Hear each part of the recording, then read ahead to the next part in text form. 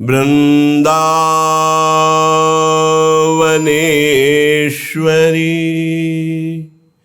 तवैव पदारविन्दम्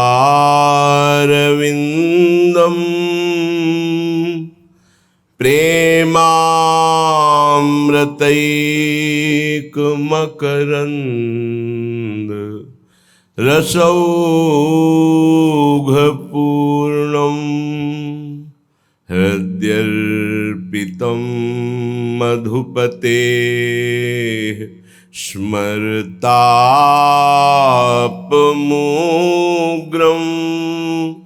निर्वापयत् परमशीतलमाश्रयामि परमशीतलमाश्रयामि।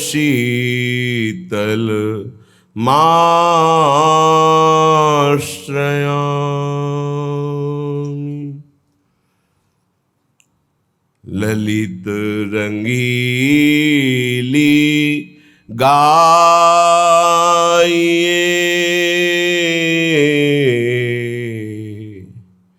रंगीली गाइए ताते प्रेम रंग रस पाइए ताते प्रेम रंग रस पाइए। राधा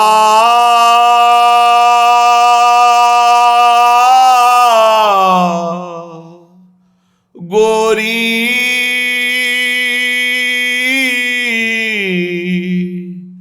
मोहनी नवल किशोरी भाम नित्य बिहारिणी लाड़िली अलबेली वरबाम श्यामा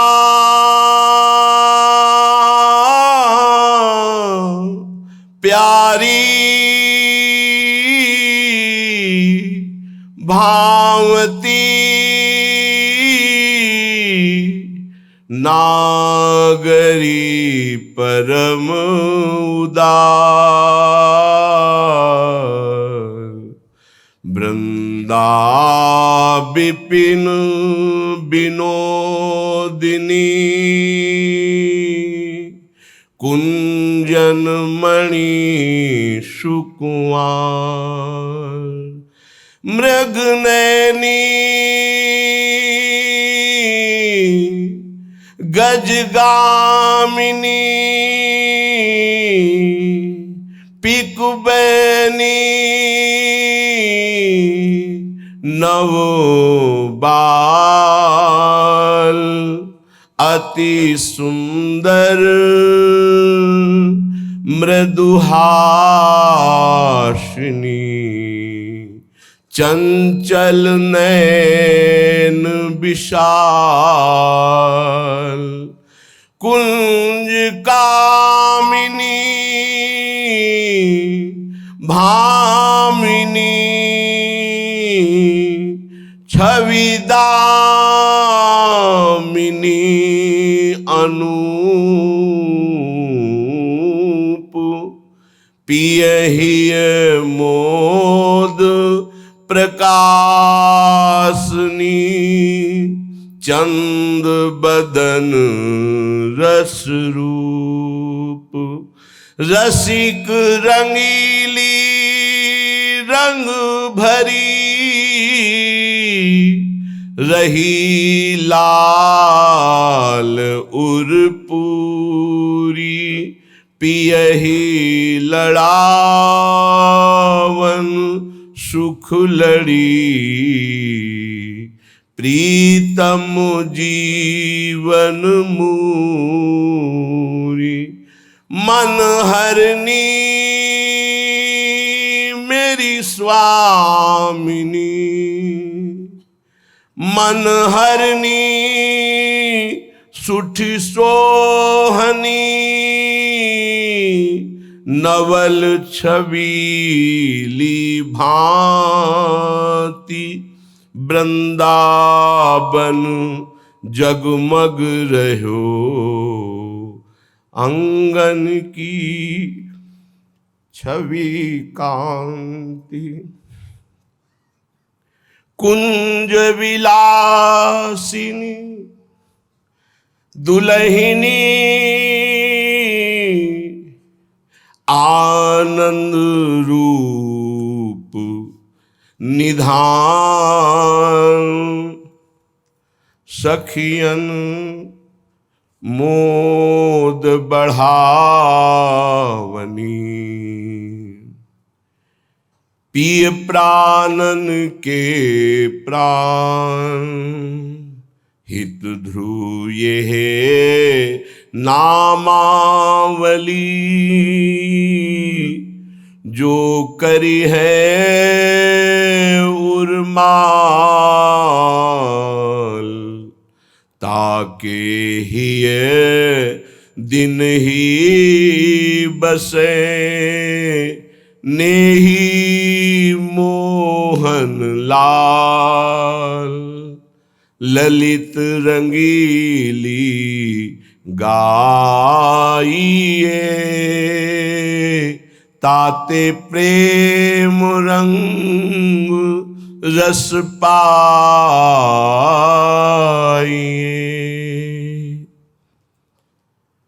प्रभु को आज तक किसी ने भी प्राप्त किया है तो प्रेम से प्राप्त किया है। अगर किसी को मोक्ष प्राप्त हुआ है तो प्रेम से ही। आत्मरति, रति कहते हैं प्रेम को। ज्ञानी को अभेद आत्मरति प्राप्त होती है और भक्त को अभेद होते हुए भी भेद प्रेम रति प्राप्त होती है। प्रेम के दोनों स्वरूप हैं, प्रिया प्रीतम, श्यामा श्याम। इनको बिना प्रेम के द्वारा न देखा जा सकता है न पाया जा सकता है, और प्रेम सबसे दुर्लभ वस्तु है। प्रेम प्राप्ति के लिए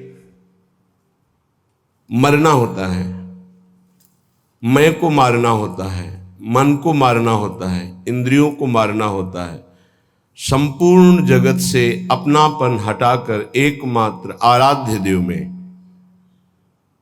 आराध्य देव में जहां अपनापन हुआ तहां प्रेम होता है। अपनापन अपनी तरफ से प्रभु के लिए संपूर्ण व्यक्ति वस्तु स्थान से समेट कर वहां लगाना होता है, यही साधना होती है। फिर जो रंग आता है वो आराध्य देव की तरफ से आता है। संपूर्ण शरणागति आराध्य देव की तरफ से स्वीकृत होते ही वो दिव्य आनंद में डूब जाता है। दिव्य आनंद की प्राप्ति तक साधक को बहुत ही जलना होता है। ये जलन ब्रह्मा जी के परमेष्ठी पद में विराजमान जो सुख है उससे श्रेष्ठ है। यदि रसिकों का संग नहीं मिला तो इसकी पहचान नहीं हो पाएगी कि श्रेष्ठ सुख की जलन है या भोगों के त्याग से जो जलन हो रही है तो भोग भोग कर मिटाने की जलन है। ये रसिकों के संग से पता चलता है। जो प्रभु के लिए जलन है उसमें इतना सुख है कि ब्रह्म पद में वो सुख नहीं है, पर है। जो मैं ऐसा जानती प्रीति किए दुख होए, तो नगर ढिंढोरा पीटती अजी प्रीति न करियो कोई। मीरा जी कह रहे, मैं सबको बता देती कि श्री कृष्ण से प्रेम मत करना, क्योंकि ये प्रेम प्रतिपल मिले हुए भी मिलन की आकांक्षा तड़पाना, विकल कर देना, संपूर्ण वृत्ति को एकाग्र कर देना, संपूर्ण वृत्ति को रस में डुबो देना, और सतरति सतरति सा लोकांतार्यति, ऐसी सामर्थ्य प्रदान करना। आप ऐसा समझ लीजिए कि लोहे में काटने की ताकत नहीं, पर लोहा जब अग्नि में तपाकर और घन के द्वारा प्रहार किया जाता है तो वही तीक्ष्ण धार वाला अस्त्र बन जाता है। पर तपाना और तत्काल निकाल कर पानी में डालना, फिर घन की चोट पहुंचाना, फिर रगड़ कर उसके धार बनाना, तब वो अस्त्र बनता है। ऐसे ही मिट्टी खोदना और उसको मार मार करके कहीं एक भी कण न रहने देना, फिर पानी डालकर उसको रौंदना, फिर उसको मुलायम करके चाक पर चढ़ाना, फिर उसको आकार देना, फिर उसको धूप में तपाना, फिर अग्नि की ज्वाला में तपाना, फिर उसमें रस रखने की सामर्थ्य आ जाती मटकी में। ऐसे ही जीवन उपासक का होता है। ऐसी मार पड़ती है काम क्रोध लोभ मोह मद मत्सर की, सब उसे सहना होता है। सुख दुख को समान भाव से सहते हुए, निरंतर नाम जप करते हुए, अपने नाम को बचाते हुए पचाते हुए जब आगे बढ़ता है तो प्रेम मूल यह नाम है, प्रेम प्रकाशित होने लगता है। जो सुख भगवत प्रेम में है वो ब्रह्म बोध में भी नहीं है। जो सुख भगवत रूप में है वो निर्विशेष ब्रह्म में भी नहीं है, क्योंकि निर्विशेष ब्रह्म में स्थित श्री शुकाचार्य, श्री जनक जी महाराज, श्री सनकादि, भगवान शंकर, ये सब रूप के दर्शन के लिए व्याकुल देखे गए, ये नाम जापक पाए गए, ये भगवत कथा अनुरागी पाए गए। तो निर्विशेष ब्रह्म में भी जो सुख नहीं है वो सविशेष साकार भगवान के रूप का स्वाद, ये सबसे श्रेष्ठ, ये प्रेम प्रकाशित करता है। फिर ये तो निकुंज उपासना, जो सगुण निर्गुण ब्रह्म ते न्यारो, ये तो अद्भुत प्रेम के खिलौना दो खेलत हैं प्रेम खेल। इसमें तो प्रेम के बिना प्रवेश ही नहीं हो सकता। प्रेम दुर्लभ वस्तु है, ये प्रेमी जनों के द्वारा ही प्राप्त होता है। जो भगवत प्रेमी महात्मा हैं उनके संसर्ग से, उनके परमाणुओं से, उनकी दृष्टि से, उनके वचनों से इस प्रेम मार्ग का हृदय में स्थापन होता है, प्रेम मार्ग में चलना होता है, प्रेम को प्राप्त करना होता है। बिना रसिकों के संग के रंच प्रेम का प्रादुर्भाव नहीं हो सकता, चाहे जितनी बड़ी साधना कर रहा हो कोई। रेमन रसिकन संग बिन रंच न उपजय प्रेम। प्रेम, इसमें बहुत सहनशीलता चाहिए। बड़ी वस्तु प्राप्ति के लिए छोटी वस्तु में कहीं राजी ना हो जाए, पहली शर्त। जैसे किसी को 1 अरब रुपया चाहिए, 100 रुपया दिया जाए तो कैसा लगेगा? उसे बुरा लगेगा। क्या होगा इससे? हमारी तो बहुत बड़ी संख्या है, मांग हमारी बहुत बड़ी है। ऐसे ही भगवत प्रेम प्राप्ति के मार्ग के उपासक को ब्रह्म पद, देवराजेंद्र का पद और सम्राट पद, योग की सिद्धियां और मोक्ष पद, ये भी बहुत ऐसे लगता है 100 रुपये के समान। 1 अरब की प्राप्ति वाले को जैसे 100 रुपया, ऐसे ही प्रेम प्राप्ति वाले को ये सब लगता है। इसलिए कह रहे मुझे ये नहीं चाहिए। दिए मानम न गृहणंति, देने पर भी वो नहीं लेते। बिना मत सेवनम जना, बिना मेरी सेवा के वो ये परम पद भी नहीं चाहते, मोक्ष भी नहीं चाहते। इसलिए पहले तो उपासक को ये समझना है कि हमें चाहिए क्या। भोग मिला, भोग भोग लिए, जैसी वृत्ति हुई वैसे ही चल दिए, जैसा मन आया वैसे ही क्रीड़ा कर रहे हैं। तुम्हारा लक्ष्य क्या है? प्रेम। इतना महंगा है प्रेम, प्राण दिए यह प्रेम न पइए, ऐसो महंगो आय सखीरी। तुम इतने सस्ते बिक जाते हो। रसेंद्री के भोग, जनेन्द्री के भोगों में अपना लक्ष्य भूल जाते हो। तुम प्रेम प्राप्ति कैसे कर पाओगे? जो भूमा सुख का अधिकारी बनना चाहता हो, अल्प सुख का त्यागी होता है। जो अल्प सुख में रमण करने लगता है, भूमा सुख के अधिकार को खो देता है। भूमा सुख परमात्म सुख। जिसकी बुद्धि इतनी प्रवीण है कि हमारा लक्ष्य है प्रेम, तो प्रेम के आगे कुछ नहीं, कुछ नहीं चाहिए, प्रेम चाहिए। वो उपासक बिना किसी हिचक के, बिना किसी भय के, बिना किसी प्रलोभन के वो भगवत प्राप्ति कर लेता है। वो प्रेम प्राप्ति का बस दृढ़ निश्चय चाहिए, फिसलना नहीं है, ये ले लो ये ले लो, नहीं नहीं, मेरा तो लक्ष्य प्रेम है, इससे क्या होगा। पर ऐसा नहीं है, वो प्रेम तो बाद में मिल ही जाएगा, पहले हमें भोग लेते हैं। बस यही त्रुटि जीवन को नष्ट कर देती है, यही कमी हमारी हमको आगे नहीं बढ़ने देती। नहीं, परमार्थ में थोड़ा भी नाम जप करने वाला, थोड़ी भी साधना करने वाला, उसको अनुभूतियां होने लगती हैं। चल चला चल राह में अनुभूतियों का ले सहारा, कौन तेरा साथ देगा व्यर्थ में किसको पुकारा। परमार्थ के पथिक का कोई और साथ नहीं देता, उसकी अनुभूतियां साथ देती है। पर अनुभूतियां हैं नहीं तो धन साथ देगा, व्यक्ति साथ देगा, शरीर साथ देगा, रिश्ते नाते साथ देंगे, ये सब काल के गाल में दबे हुए हैं, ये क्या साथ देंगे। कालातीत पुरुष हमारा साथ दे सकता है, वह भगवान, वह भगवान के प्रेमी जन। इसलिए बहुत सावधानी पूर्वक सत्संग सुने, और इस जीवन का चरम लक्ष्य है प्रेम। उस प्रेम को हम प्राप्त करने के लिए कमर कसें।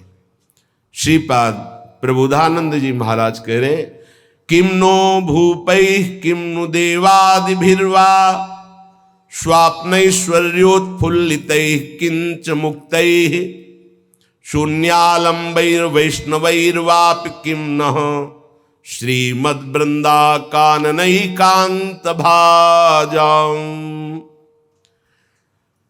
हमको इन राजाओं से, राजपदों में बैठे हुए जनों से क्या प्रयोजन है। क्या ये संतों के पास नहीं जा सकते? क्या इनका अधिकार भगवत प्राप्ति नहीं? नहीं, इनके मन में भगवत प्राप्ति की कहीं किंचन मात्र लालसा नहीं। पद और प्रतिष्ठा, भोग और ऐश्वर्य, नाम और कीर्ति, बस इतना ही लक्ष्य है। इसलिए प्रेम मार्ग के उपासक को कभी इनका संग नहीं करना चाहिए। हां, कोई महाभागवत और पद पर विराजमान और भगवत भजन में लगा हुआ, भगवत प्राप्ति की लालसा वाला, उसका हृदय से स्वागत करना चाहिए। ऐसा नहीं कि कोई हो ही नहीं सकता। अम्बरीश जी महाराज चक्रवर्ती सम्राट और महाभागवत, बड़े बड़े महाभागवत राजा हुए। दशरथ जी महाराज चक्रवर्ती सम्राट, वैसे महाभागवत कि भगवान उनके पुत्र श्री राम के रूप में आए। तो जो भगवान से विमुख है, केवल पद का ही अभिमान रखता है, राजपने का अभिमान रखता है, भोग ऐश्वर्य में घमंड में है, ऐसों का संग कभी भक्त को नहीं करना चाहिए। अभिमानिनते न्यारे, भूत भविष्य लोक 14 में भये होए हरि प्यारे, 300 व्यवहार हमारो अभिमानिनते न्यारे। किमनो भूपई, मुझे क्या प्रयोजन है।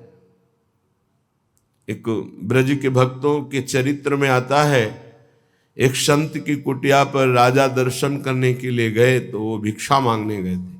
दूर से उन्होंने देखा बड़ा राजा का वैभव, हाथी घोड़ा सब।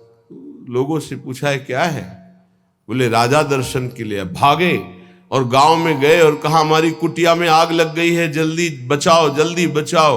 गांव के लोग भागे, वहां गए तो देखा राजा समझ गए। उन्होंने हाथ जोड़ा और कहा महाराज क्षमा चाहते हैं, पर वो महाराज तो भाग गए, ऐसा कहकर वो दर्शन नहीं देंगे, आप चले जाइए यहाँ से। यदि आप अपना मंगल चाहते हैं तो महात्मा को कष्ट मत दीजिए, वो आपसे मिलना नहीं चाहते, आप चले जाइए यहाँ से। वो चले गए। किम भूपई, मुझे क्या प्रयोजन है। जो राजपद के अभिमान में है, किसी भी पद में, उससे क्या प्रयोजन है।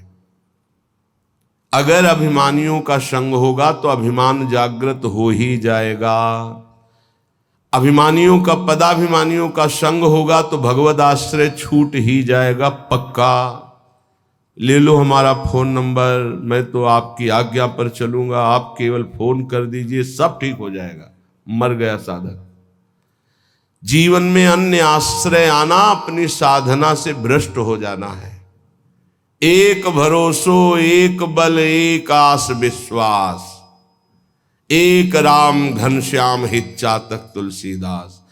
एक ही भरोसा, एक से ही आशा, एक से ही विश्वास, एक से ही संबंध हमारा मात्र आराध्य देव। बस अन्य का कहीं आश्रय हुआ तो उपासक गिर जाएगा, पक्का गिर जाएगा, और गिरते हुए देखा है। श्रीपाद प्रबोधानंद जी महाराज कह रहे, नु देवादि भिरवा, मुझे इन देवताओं से भी क्या प्रयोजन है। श्रीमद् भगवत गीता जी में भगवान कहते हैं, भूतों को पूजने वाले भूतों को प्राप्त होते हैं, देवताओं को पूजने वाले देवताओं को प्राप्त होते हैं। तो देवलोक स्थायी लोक नहीं है, स्वाप्निक है। देवादिभिर्वा स्वप्नैश्वर्योत्फुल्लितैः, जैसे स्वप्न में आप पहुंच गए, बहुत सुंदर मकान, बहुत सुंदर सुंदरियां, भोग ऐश्वर्य, जब जगे तो कुछ नहीं है, ऐसे स्वप्न का विलास स्वर्ग है। एक अच्छा सुखद स्वप्न, जहां पुण्य खत्म हुए, मृत्यु लोक के विसंति, आग खुला, कुछ नहीं। इसलिए मुझे देवताओं से भी क्या प्रयोजन है, क्या दे देंगे? क्या भगवान की प्राप्ति करा सकते हैं? क्या भगवत प्रेम दे सकते हैं? नहीं दे सकते। इसीलिए कहा गया, बड़े भाग मानुष तन पावा, सुर दुर्लभ सद ग्रंथन गावा। ये देवताओं को भी दुर्लभ है मनुष्य देव, क्योंकि इससे हम भजन करके भगवान को प्राप्त कर सकते हैं, वो नहीं। श्रीपाद कह रहे, शून्यावलंबैर, कुछ आराधना करने वाले ऐसे हैं कि शून्य की उपासना करते हैं। अरे ध्यान ही करना है तो सच्चिदानंद भगवान के नाम रूप का ध्यान करो, समय सार्थक हो जाएगा। किम वैष्णवैर वापी, वैष्णव धाम वैकुंठ से भी हमारा क्या प्रयोजन है? ये तो सखाओं को पसंद नहीं आया। जब सखाओं ने जाना, नंद बाबा को वरुण के पार्षद ले गए थे, और श्री कृष्णचंद्र जो जब उनको मुक्त कराने के लिए गए, तो जो लोकपाल वरुण ने साष्टांग दंडवत की और अर्घ पूजा और उपासना, वो नंद बाबा ने देखी। मेरे लाला को बड़े बड़े देवता लोकपाल दंडवत कर रहे हैं। और स्तुति जब की तो सुना नंद बाबा ने, तो आके ब्रजवासियों से बताया, मेरा लाला तो भगवान है। सखाओं ने कहा, क्यों कन्हैया तू भगवान है? बाबा कह रहे थे तू भगवान है। तो भगवान है तो वैकुंठ दिखा।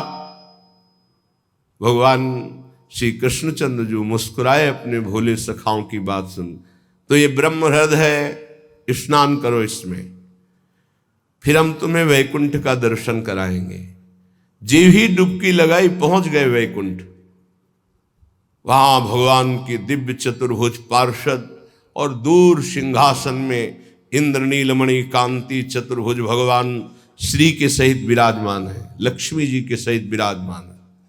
वो कांप गए वैभव देखकर। पार्षदों ने रोक दिया। अरे बोले, मुझे ऐसे के पास जाना ही नहीं, मेरा कन्हैया तो सिर्फ मेरा है। और एकदम व्याकुल हुए, कहा नहीं चाहिए मुझे वैकुंठ। और डुबकी से बाहर हुए, देखा मेरा कन्हैया मुस्कुरा रहा है। बोले प्रभु, चरणों में गिर गए, कहा कभी वैकुंठ मत भेजना, मुझे ऐसे वैकुंठ में नहीं जाना जहां आपसे इतनी दूरी हो, जहां ऐसा वैभव नहीं। मेरा कन्हैया जिसके साथ हम खेलते हैं। तो ये तो सखा भाव की बात है, फिर ऊपर के भाव में कौन स्वीकार करेगा ऐसे वैभव को? वैकुंठ के भी वैभव को नहीं स्वीकार करना। ना श्रीमत, ना किसी वैभव ऐश्वर्य सिद्धियों को स्वीकार करना। तब वृंदा कानन एकांत भाजाम, तब वृंदावन के एकांतिक प्रेम की प्राप्ति होती है। एकांतिक, प्रिया प्रीतम, श्यामा श्याम। तो अभी आप कह दो मुझे मोक्ष नहीं चाहिए, वैकुंठ नहीं, 500 रुपया में प्रभु को भूल जाते हो, वैकुंठ की बात करते हो। मोक्ष जानते हो किसे कहते हैं? अभी जाना ही नहीं, मोक्ष किसे कहते हैं? जरा से लौकिक सुख में तो घुटने टेक देते हो, मोक्ष सुख के त्यागी कैसे हो गए? ये जो त्याग की बात है, ये उन भजनानंदियों की जिनकी स्थिति में आ चुके हैं। वो चाहे तो वैकुंठ मिल जाए, चाहे तो योग की सिद्धियां मिल जाए, चाहे तो मोक्ष मिल जाए, वो उनका त्याग किए हुए हैं। पहले मर्त सुखों का तो त्याग कर दो, मृत्यु लोक के सुखों का तो त्याग करो अंदर से, तब ऊपर के सुख अपने आप तुमको दिखाई देने लगेंगे। श्रीपाद कह रहे हैं, शं सर्वेषाम् अप्रयासेन दात्री द्वित्रैकान्ति प्रेम पात्रैक पात्री आनंदात्मा शेष सत्वा निधात्री श्री वृंदाटव्यस्तु मेन्धस्य धात्री। आयास प्रयास से जो सुख मिलता है वो अल्प होता है। जो आप प्रयास करते हो उसे कर्म कहते हैं। कोई भी कर्म प्रारंभ और अंत वाला होता है, तो किसी भी कर्म का फल अनंत नहीं हो सकता। वो प्रारंभ और अंत वाला ही सुख देगा। अनंत सुख की प्राप्ति कर्मों से नहीं होती, कर्मों के त्याग से होती है।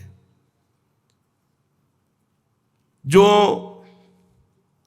अपने साधन का भरोसा नहीं रखता है, इष्ट का भरोसा रखता है और खूब साधन करता है, ये दो बातें समझ में नहीं आएंगी। जब हम अहम से साधना करते हैं तो साधना का सुख भोगते हैं। आज हमने परिक्रमा की, आज हमने ये किया, आज हमने ये किया, वो अहम हर्षित होता है, हर्षित होता है। ये भगवत प्राप्ति नहीं करा पाएगा, क्योंकि जब तक अहंकार है तब तक भगवत प्राप्ति नहीं होती। इसीलिए सर्वेषु साधन वरेश चिरम निराशा। साधन हो रहा है पर मुझे कृपा का भरोसा है लाडली की। ये प्रायः साधक ना समझ पाने के कारण कहते हैं जब कृपा से हो जाएगा तो साधन करने की जरूरत क्या है, तो असाधन करोगे। तो कृपा प्राप्ति के लिए मन कर्म वचन छाण चतुराई भजत कृपा करिए रघुराई। मन कर्म वचन त्रिशुद्ध सकल मत हम श्री हित हरिवंश उपासी। वृंदावन में विराजमान सहचर्यों के मध्य में प्रिया प्रीतम की रात दिन सेवा भजन उपासना परिक्रमा ये सब कर रहे हैं, पर हमें भरोसा लाडली का है, अपने साधन का नहीं है। इस साधन से लाडली मिलेंगी ऐसा नहीं है, नहीं, ये तो सब हो रहा है उनकी कृपा से, पर मुझे भरोसा है मेरी लाडली अपनी कृपा से मुझे मिलेंगी। ये जल्दी समझ में नहीं आता, जब तक अहंकार है समझ में नहीं आएगा, आगे समझ में आ जाएगा। करते रहो, जब कृपा हो जाएगी, अहंकार गलित होगा, तब ऐसा अनुभव होगा। तो दुत्रैकांति, 2 या 3 ऐसे लोग पाए जाते हैं। भाव समझना, कह रहे पूरे विश्व में ये बहुतायत अंगुलियों से नहीं गिने जाते प्रेमी जन,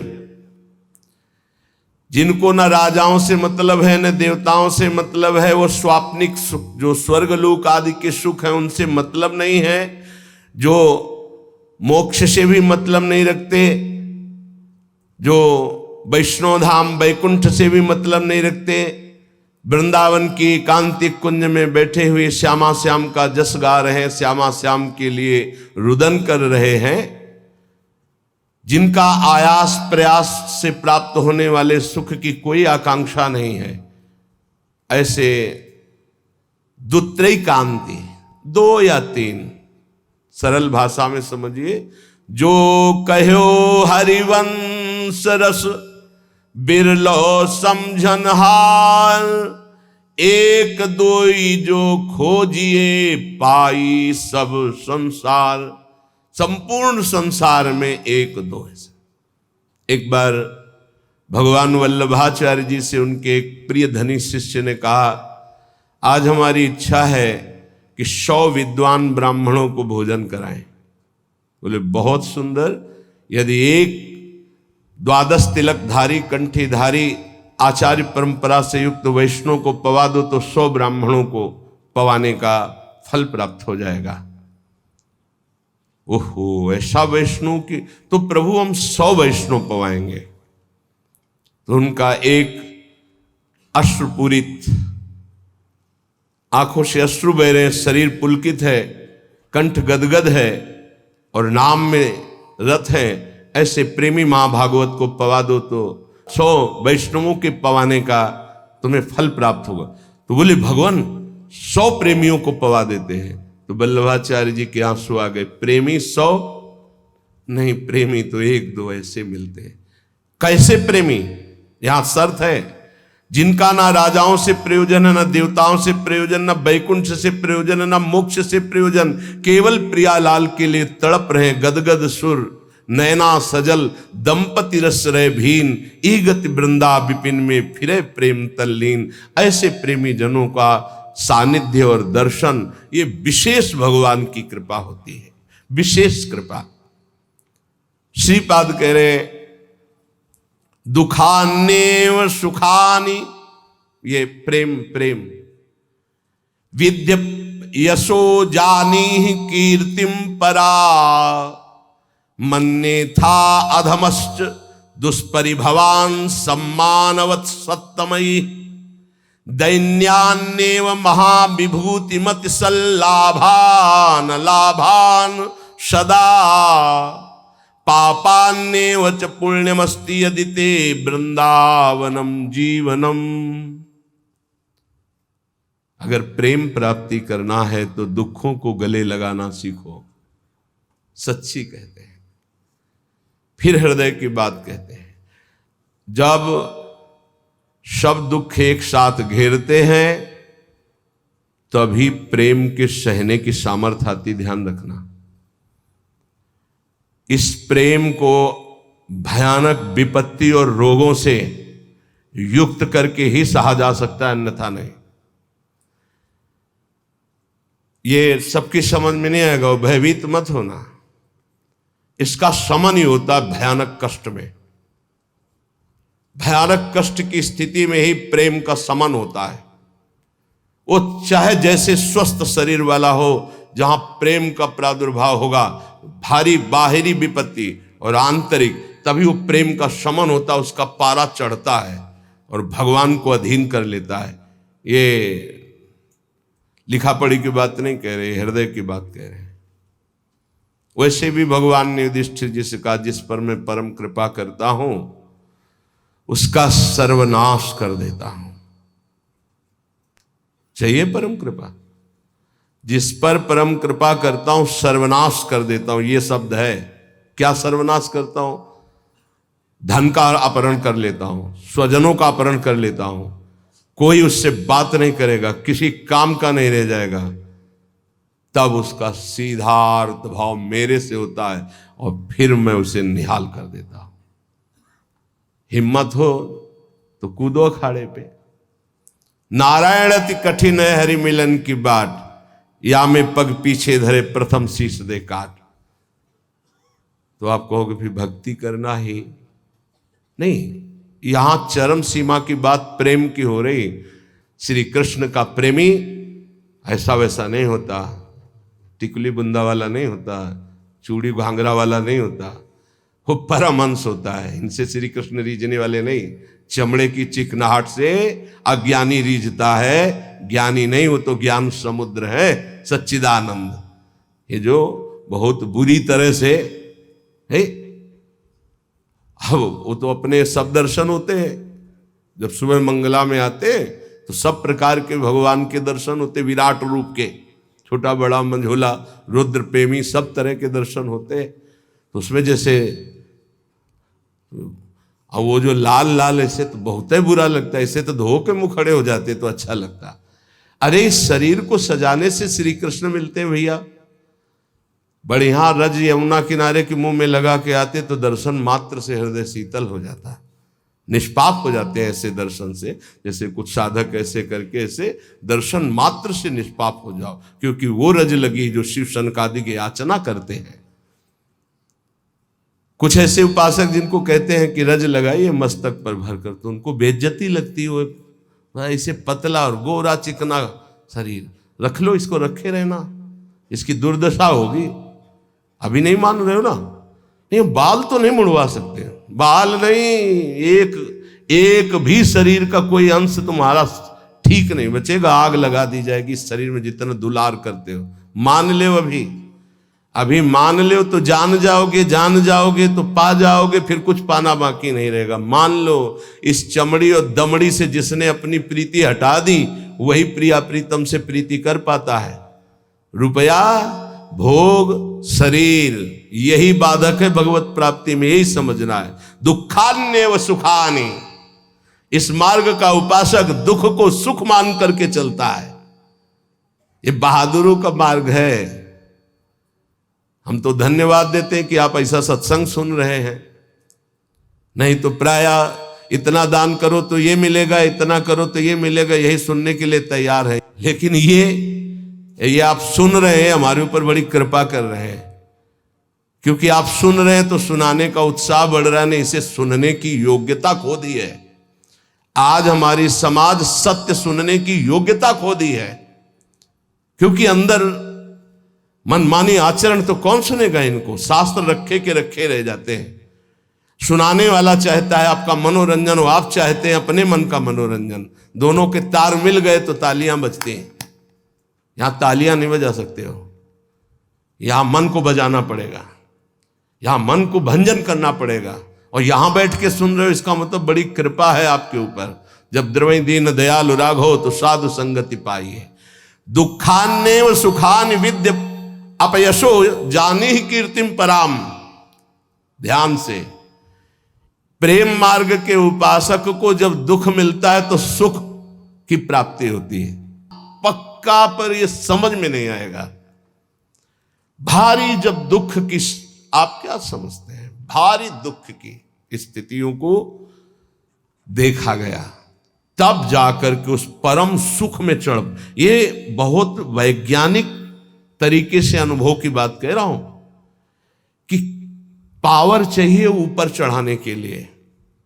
जैसे कोयला झोंका जाता है, उससे अग्नि बनती थी, तब इंजन में पावर से वो रेल चलती थी। बाष्प भाप जो है बटलोई के ढक्कन को उठा दिया, उसके ऊपर उसने 100 ग्राम वजन रखा, उसको उठा दिया, फिर आधा किलो वजन रखा, उसको उठा दिया। उसी से उसको लगा कि इससे तो बहुत बड़ा कार्य किया जा सकता है। तो ये कक्षा 4-5 की कक्षा में पढ़ाया गया था कि वो इंजन का निर्माण किया, कोयले की इंजन, उसी से रेल बनी। उसका हमें नाम स्मरण नहीं है, जेम्स वाट, हाँ ऐसे कुछ नाम। तो ऐसे ही आप बिल्कुल बिल्कुल ऐसे ही समझिएगा। जब साधक के जीवन में दुख की भारी चारों तरफ, तो उसकी अध्यात्म शक्ति जागृत होती है। हर भरोसा टूट जाता है, एक भरोसा केवल श्री भगवान का, तो वो पावर से उसके मन की गति परमात्माकार हो जाती है। इसीलिए कुंती जी बहुत सोच समझ के कह रही, मुझे पग पग पर दुख चाहिए, क्योंकि दुख में तुम्हारे सानिध्य का अनुभव होता है। ये हम कृपा मनाते हैं, भगवान की कृपा मनाते हैं कि इसने वो बाजी जितवा दी जो कभी साधना में नहीं जीत सकते थे, कभी नहीं, कभी नहीं। ये खुद निज अनुभव ये कहूं खगेशा, वो भगवान ने जिता दी। इसीलिए बड़े बड़े महापुरुषों के चरित्रों को पढ़ के देखो, प्रतिकूलता का जाल बिछ जाता है उनके जीवन में। भगवान ऐसा क्यों करते हैं? अध्यात्म की जितनी ऊंचाई पर चढ़ा हुआ महापुरुष है, उतनी भारी कसौटी कसी गई। संपूर्ण आश्रय भरोसे सबका नाश होकर एक भरोसा केवल प्रभु, वहीं जो दिव्यता होती वो वहीं होती। ये पढ़ने से लिखने से साधन, यह गुण साधन ते नहीं हुई, तुम्हारी कृपा पाव कोई कोई। यदि तुम्हारे जीवन में विपत्ति दुख और संकट घिर जाए तो भगवान को कोसना नहीं, इसलिए बता रहे ये वो स्थिति प्रदान करने के लिए है जो तुम कभी किसी साधना से नहीं प्राप्त कर सकते। दुखान्य और सुखानी, जब दुख आए तो जान लेना कि सच्चे सुख की प्राप्ति का अवसर आ गया है। एक श्रीमद् भागवत में प्रसंग है तितिक्षु ब्राह्मण का। उसने कभी भी धर्म नहीं किया था, जीवन भर धन कमाया, परिवार का खूब विस्तार था, कंजूस स्वभाव का था, खूब पैसा एकत्रित करता, परिवार को भी नहीं सुख सुविधाएं देता, ना स्वयं लेता। जब हम धर्म नहीं करते हैं तो एकत्रित किया हुआ धन विविध प्रकार से नष्ट हो जाता है। इसलिए बुद्धिमान वही है जो अपने धन का सदुपयोग कर ले। जमा करना केवल उसका लक्ष्य नहीं, उसका सदुपयोग होना। धन्य है जिन्होंने धन का सदुपयोग कर लिया। उसने सदुपयोग भी नहीं किया, ना तो शरीर में, ना देवी संपदा की प्राप्ति में, ना किसी धर्म में। अचानक आग लग गई, धन नष्ट हो गया। परिवार वाले वैसे ही घृणा करते थे क्योंकि सुख सुविधा, सब छोड़ दिए, उसे निकाल दिए घर से। संपत्ति का नाश, कोई मित्र नहीं, कोई व्यवहारी नहीं। बड़ी अद्भुत घटना श्री कृष्णचंद्र जी उद्धव जी को सुना रहे। अब उसके मन में आया कि अरे पूरा जीवन जिस परिवार के लिए कोई मेरा नहीं, जो धन कमाया वो तो भस्म हो गया, अब क्या, शरीर तो वृद्ध है, अब क्या।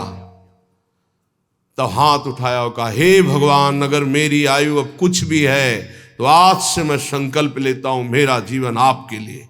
और इतना बड़ा महात्मा हुआ कि भगवान उसका यश गा रहे, पर देख लो उसके लोग उसको थूकते, पीटते, मारते, उसको सह करके वो ऐसा ब्रह्म ऋषि बना कि भागवत में उसकी चर्चा है। दुख भगवान की प्राप्ति निश्चित करा देता है यदि आप उबे ना तो। श्री स्वामी ओंकारानंद सरस्वती जी महाराज कह रहे थे, मेरे अंदर कोई भजन की कभी वृत्ति नहीं थी। मैं एक कपड़े का व्यापारी, नई अवस्था, आसपास कपड़े की दुकान थी, मेरी दुकान ज्यादा चलती थी। उन लोगों ने हमसे द्वेष कर लिया और रास्ते में घेर करके हमें बहुत मारा, जूतों से, थप्पड़ से, खून खच्चर कर दिया। जब मैं घर गया कपड़े भींजे हुए खून से, परिवार वाले बहुत रोए कि ऐसा। मैं कुछ किसी से नहीं बोला, सह गया। पर उन लोगों में एक था बहुत ही दुष्ट, उसने 2-3 दिन बाद फिर अकेले मुझे मारा। तब मेरे दिमाग में आया कि कब तक पिटता रहूंगा, अब इसको मैं मारूंगा। तो व्यापारी था ही, मैंने करौली खरीदी, उन्हीं के बिल्कुल यथावत शब्द, करौली खरीदी। और रास्ते में जहां मुझे पीटा था वहीं खड़ा हो गया।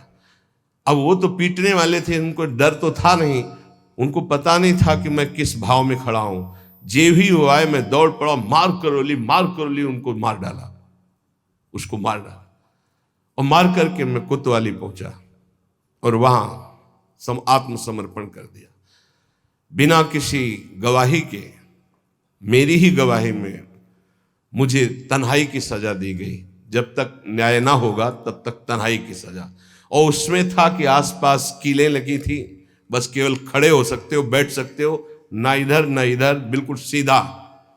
जब वहां पहुंचा तब सोचा कि अरे ब्राह्मण के घर जन्म मिला और ये जीवन ऐसे कटेगा, ये तो भारी पाप हो गया हमसे।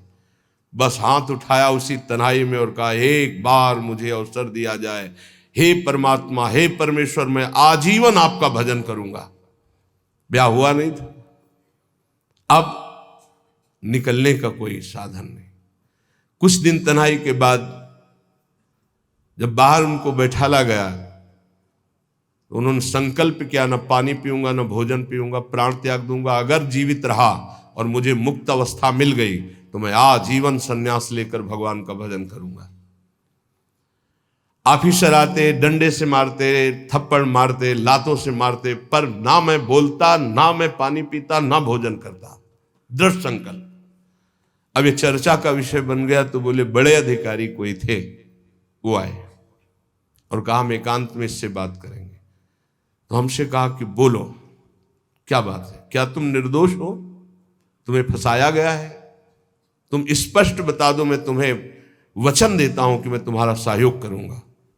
मुझे लगा कि भगवान मेरा सहयोग करने आए। मैंने आंख उठाई और कहा, श्रीमान आप जो भी है मुझे पता नहीं, पर मैं आपसे प्रार्थना करता हूं कि अगर मुझे छूट दे दी जाए तो मैं आजीवन संन्यास लेकर भजन करना। बोले पक्का? बोले हाँ। बोले आपकी रिपोर्ट में तो आपने ही कहा है मैंने कत्ल किया है, अब आपको एक सत्य के लिए झूठ बोलना पड़ेगा, मैं आपको बचा लूंगा। आपको बोलना पड़ेगा दबाव में मुझसे कहलाया गया, मैंने कुछ नहीं किया। बोले बोल दूंगा।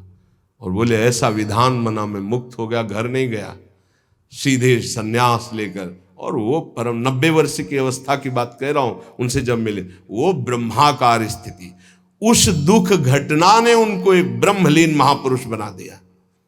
दुखान्य सुखाने, दुख परम सुख प्रदान करने वाला है पक्का। विद्य अपयशो जानी कीर्तिम परा, यदि तुम्हारी निंदा हो रही है तो तुम प्रेम मार्ग के पथिक हो, नाच पड़ो, तुम्हारा मंगल हो गया। क्या? तुम्हारी सारी अशुभ वृत्तियां नष्ट हो जाएंगे, तुम्हारी विमल कीर्ति का प्रकाश होगा, विमल कीर्ति का। ये रहस्य है। जब तुम्हारी निंदा हो तो आनंदित हो जाओ, जब दुख हो तो जान लो परम सुख की प्राप्ति का मार्ग खुलने वाला है। पर बहुत धैर्य की जरूरत है, बहुत धैर्य की जरूरत। मन्ने था अधमश्च दुष्परिभवान सम्मानवत सत्तमयी, अधम पुरुषों द्वारा किया हुआ प्रहार और अपमान तू उसे महान सम्मान के समान गले लगा ले, क्योंकि तुझे प्रेम प्राप्त करना है प्रेम प्राप्त करना। दुख को महान सुख प्राप्ति का हेतु समझकर सहजा, निंदा को विमल कीर्ति के समान सहजा तो विमल कीर्ति हो जाएगी। और नीच पुरुषों द्वारा, अधम पुरुषों द्वारा किया हुआ अपमान प्रहार, उसे गले लगाओ। यह है अध्यात्म, यह अध्यात्म है, इसे अध्यात्म कहते हैं। ये शास्त्रों में लिखा ही है, बहुत कम है जो है ऐसे जो इसको धारण करते हैं, नहीं तो अब केवल मनोरंजन रह गया है। चर्चा का मतलब मनोरंजन रह गया है, जिससे तालियां बजे, जिससे मनोरंजन हो, वाहवाही हो, बस यही रहे। बोलो इसमें वाहवाही, बजाओ इसमें तालियां, बजा सकते हो तालियां? वाह वाह वाह नहीं बजा सकते, होश उड़ जाएंगे। दुखान्य व सुखाने, ये सत अध्यात्म है। विद्या अपयसो जाने कीर्तिम पराम, ओठ सूख जाएंगे जब धारण करने की सोचोगे। अध्यात्म। दैन्यान्यव महाविभूति मति सल्लाभान लाभान सदा, दैन्य ये महाविभूति है वैष्णव की। वैष्णव के पास संपत्ति क्या है? दैन्य। यही दरबार दीन को आदर रीति सदा चली आई। दैन्य। दैन्यान्यो महाविभूति मति सल्लाभान लाभान सदा, अलाभ को परम लाभ जानकर दैन्य भाव से मान अपमान दुख सुख जो भी परिस्थिति निंदा स्तुति सबको चीरता हुआ जो नाम जप करता हुआ आगे बढ़ता है, तो कह रहे वृंदावनम जीवनम, उसके जीवन में दिव्य वृंदावन का प्रकाश हो जाता है। भक्ति के सारांश में वर्णन करते हैं 64 अंग हैं। यदि ये 64 अंग भक्ति के संपूर्णतया हृदय में प्रकाशित हो जाए तो प्रेम अपने आप जागृत हो जाएगा। पहले एक उपासक ने प्रश्न किया कि हम कभी ये जपते हैं, कभी ये जपते हैं, कभी इनकी सेवा करते हैं, कभी इनकी सेवा करते हैं, बड़ा मन चंचल और दुविधा में फंसा रहता है, क्या करूं? तो यहां पहला भक्ति का लक्षण है श्री गुरु चरणों का आश्रय लेना। श्री गुरु चरण पादाश्रया। जब हम गुरुदेव के चरणों का आश्रय ले लेते हैं तो ये प्रश्न ही नहीं बनता जो वो प्रश्न कर रहे थे। ये प्रश्न उन्हीं का बनता है जो मनमुखी चाल चल रहे हैं। गुरुमुखी में ये प्रश्न नहीं। बोलो जितने गुरुमुखी हो, तुम्हें प्रश्न है कि मुझे क्या करना है क्या नहीं करना? तुम्हें पता होगा मुझे किसकी उपासना करनी हो, कैसे करनी है। अगर इतना पता नहीं तो गुरुमुख नहीं हो, कंठी बंधवा लिए हो, अभी गुरुमुख नहीं हुए तुम। गुरुमुख वही जिसका समाधान हो चुका है। क्या समाधान? मेरे आराध्य देव श्री प्रिया प्रीतम, उनकी उपासना ये पूरा पता है, अब उसमें कोई मिलावट की जरूरत नहीं। इसलिए भक्ति के प्रथम अंग का श्री गुरु चरणों का आश्रय, यहां से प्रारंभ ही होती है। असली भक्ति का स्वरूप यहीं से प्रारंभ होता है, गुरु चरण आश्रित। एक बहुत प्रवीण बुद्धि के उन्होंने कहा कि अगर हम अव्यक्त को गुरु बना लेते हैं तो व्यक्त गुरु बनाने की जरूरत क्या है? पकड़ो, अव्यक्त वाणी चल रही, यहां वाणी है अव्यक्त, पकड़ो उसको, पकड़ के दिखाओ, नहीं आप नहीं पकड़ पाएंगे। तो वही अव्यक्त सत्ता व्यक्त गुरुदेव के रूप में, गुरु साक्षात पर ब्रह्म, और वही उपदेश देने के लिए आती है। अव्यक्त आके तुम्हें डांटेगा नहीं। अगर अव्यक्त गुरु की बात माननी तो सब लोग शांत होकर अपने हृदय में देखो, जब तुम गलत करना चाहते हो अव्यक्त गुरुदेव तुम्हें उपदेश देते, मानते हो तुम उनकी बात? देखो ना, अंदर आता गलत है नहीं करना, मानते हो बात? और व्यक्त गुरुदेव धज्जियां उड़ा देंगे तुम्हारी। अगर जरा भी तुम आश्रय छोड़ के भाग गए तो बात अलग है, जरा भी आश्रय लिए तो तुम्हें सुधरना पड़ेगा, आज नहीं तो कल, कल नहीं तो परसों तुम्हें भगवत प्राप्ति होगी, पक्का होगी, क्योंकि गुरु की नजर पड़ चुकी, अब तुम्हें विकार परास्त नहीं कर सकते। श्री गुरु चरणों का आश्रय लेना पहला। दूसरा, श्री गुरु चरणारविंद के आश्रित होकर उनसे मंत्र दीक्षा लेकर इष्ट से संबंध का परिचय जानना। गुरुदेव से मंत्र दीक्षा लेकर इष्ट से संबंध का परिचय जानना। आपको पता है आपका क्या संबंध है? पता होगा आपका अपने इष्ट से क्या संबंध है? पता है? भाव संबंध को गुरुदेव जो प्रदान करते हैं वो तो पता ही होगा कि आपका आपके इष्ट से क्या संबंध है, नहीं है? हाँ, यह अंदर का विषय है। अपने इष्ट से क्या संबंध है ये आपको पता होना चाहिए। गुरु मंत्र दीक्षा और इष्ट संबंध भक्ति के 64 अंगों में दूसरा, पहला है सबसे पहला गुरु आश्रय। एक आए थे बहुत ज्ञानी जी, बहुत बड़े ज्ञानी जी। वो मुझे मोह क्यों है? भ्रम हो गया है। ये भ्रम क्यों है? क्योंकि अज्ञान है। यह ज्ञान क्यों है? क्योंकि आप स्वीकार किए। ये आप कौन है? ब्रह्म है। ये ब्रह्म कैसे है?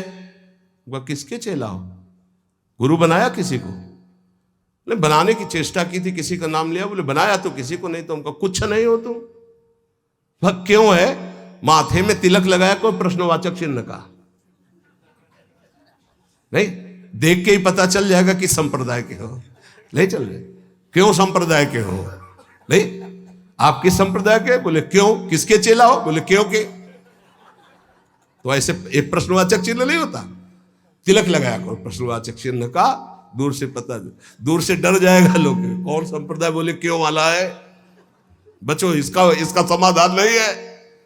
क्यों क्यों क्यों, इसका उत्तर क्या है? आप बोलो इसका उत्तर क्या है? तो गुरु पादाश्रया पहला, और दूसरा है गुरु से मंत्र की दीक्षा और इष्ट संबंध। हर उपासक को पता होना चाहिए हमारा इष्ट से क्या संबंध है। तीसरा, विश्वास पूर्वक गुरु चरणों के आश्रित होकर उनकी सेवा करना। गुरु चरणों की सेवा करना, आज्ञा समन सो साहिब सेवा, गुरु की आज्ञा पे चलना। गुरु सेवा तज करें जबान, यह है अधर्म, यह है सब हानि कान न कर मेरा है। देखो एक बात तो इतना समझी लो कि तुम मानो चाहे न मानो, गुरु जी जो है वो भगवान ही है, दूसरा नहीं है। जितने भी गुरुदेव है सब भगवान है।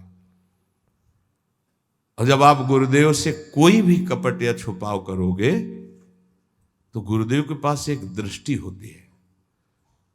जैसे ऐसे देखो ना तो टेलीविजन में सब नहीं दिखाई देता, जो चैनल लगा वो चल पड़ता है, ऐसे ही चल पड़ता है, हर चैनल चल पड़ता है, तब हंसी आती है। कितने बच्चे हो तुम, क्या समझते हो तुम? गुरु को मनुष्य मानते हो? नहीं, कभी ऐसा। हम सबसे हाथ जोड़कर प्रार्थना करते हैं, एक घर ऐसा रखो जहां सत्य की व्यवहार वृत्ति हो। गुरुदेव माफ हो जाएगा, सब माफ हो जाएगा, हमारी बात मान लेना। तुमने ऐसा किया जी, तो तुम्हें दंड भोगना पड़ेगा जी। कोई छुपाव नहीं, कोई कपट नहीं, कोई मत डरो, गुरु से सत्य व्यवहार करो, ये सबसे बड़ी गुरु सेवा है। नहीं, गुरु ते कपट मित्र ते चोरी, या हो निर्धन या हो कोढ़ी, ये हम संतों की भाषा कह रहे हैं। कुष्ठ रोग से ग्रसित हो जाता है आगे चलकर, जो गुरु से छल कपट करता है। ध्यान रखना, निर्धनता, भजनहीनता, ये सब उसके जीवन में आ जाएगी। ये सब 2 मिनट का काम, माया का 2 मिनट का काम है ये। फूलो मत, भूलो मत, सावधान। जिन्होंने मंत्र दिया है, जिन्होंने अपना जीवन दे दिया है, उनके तुम लाड़िले हो, तुम्हारा अमंगल करेंगे।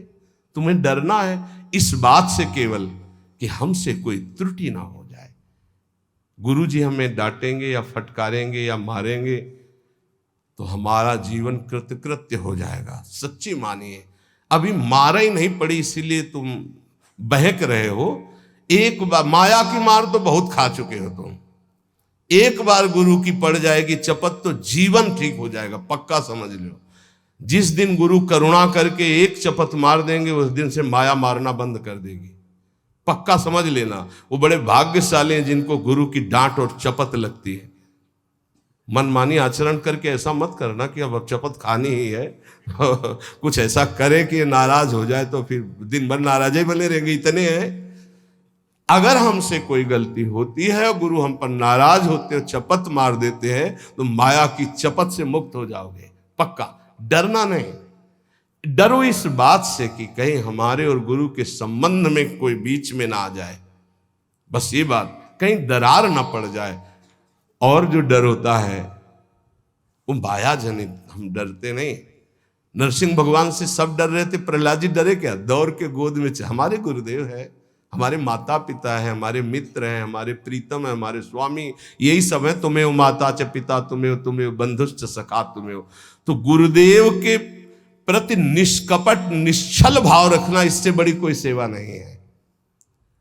विश्वास पूर्वक गुरुदेव के चरणों की सेवा करना 64 भक्ति अंगों में, ये 3 तो केवल गुरुदेव में। गुरुदेव के चरणों का आश्रय, गुरुदेव से प्रभु के मंत्र की दीक्षा और प्रभु से संबंध की जानकारी, तुम्हारा ये संबंध प्रभु से, विश्वास पूर्वक गुरु चरणों की सेवा, तीसरा। चौथा,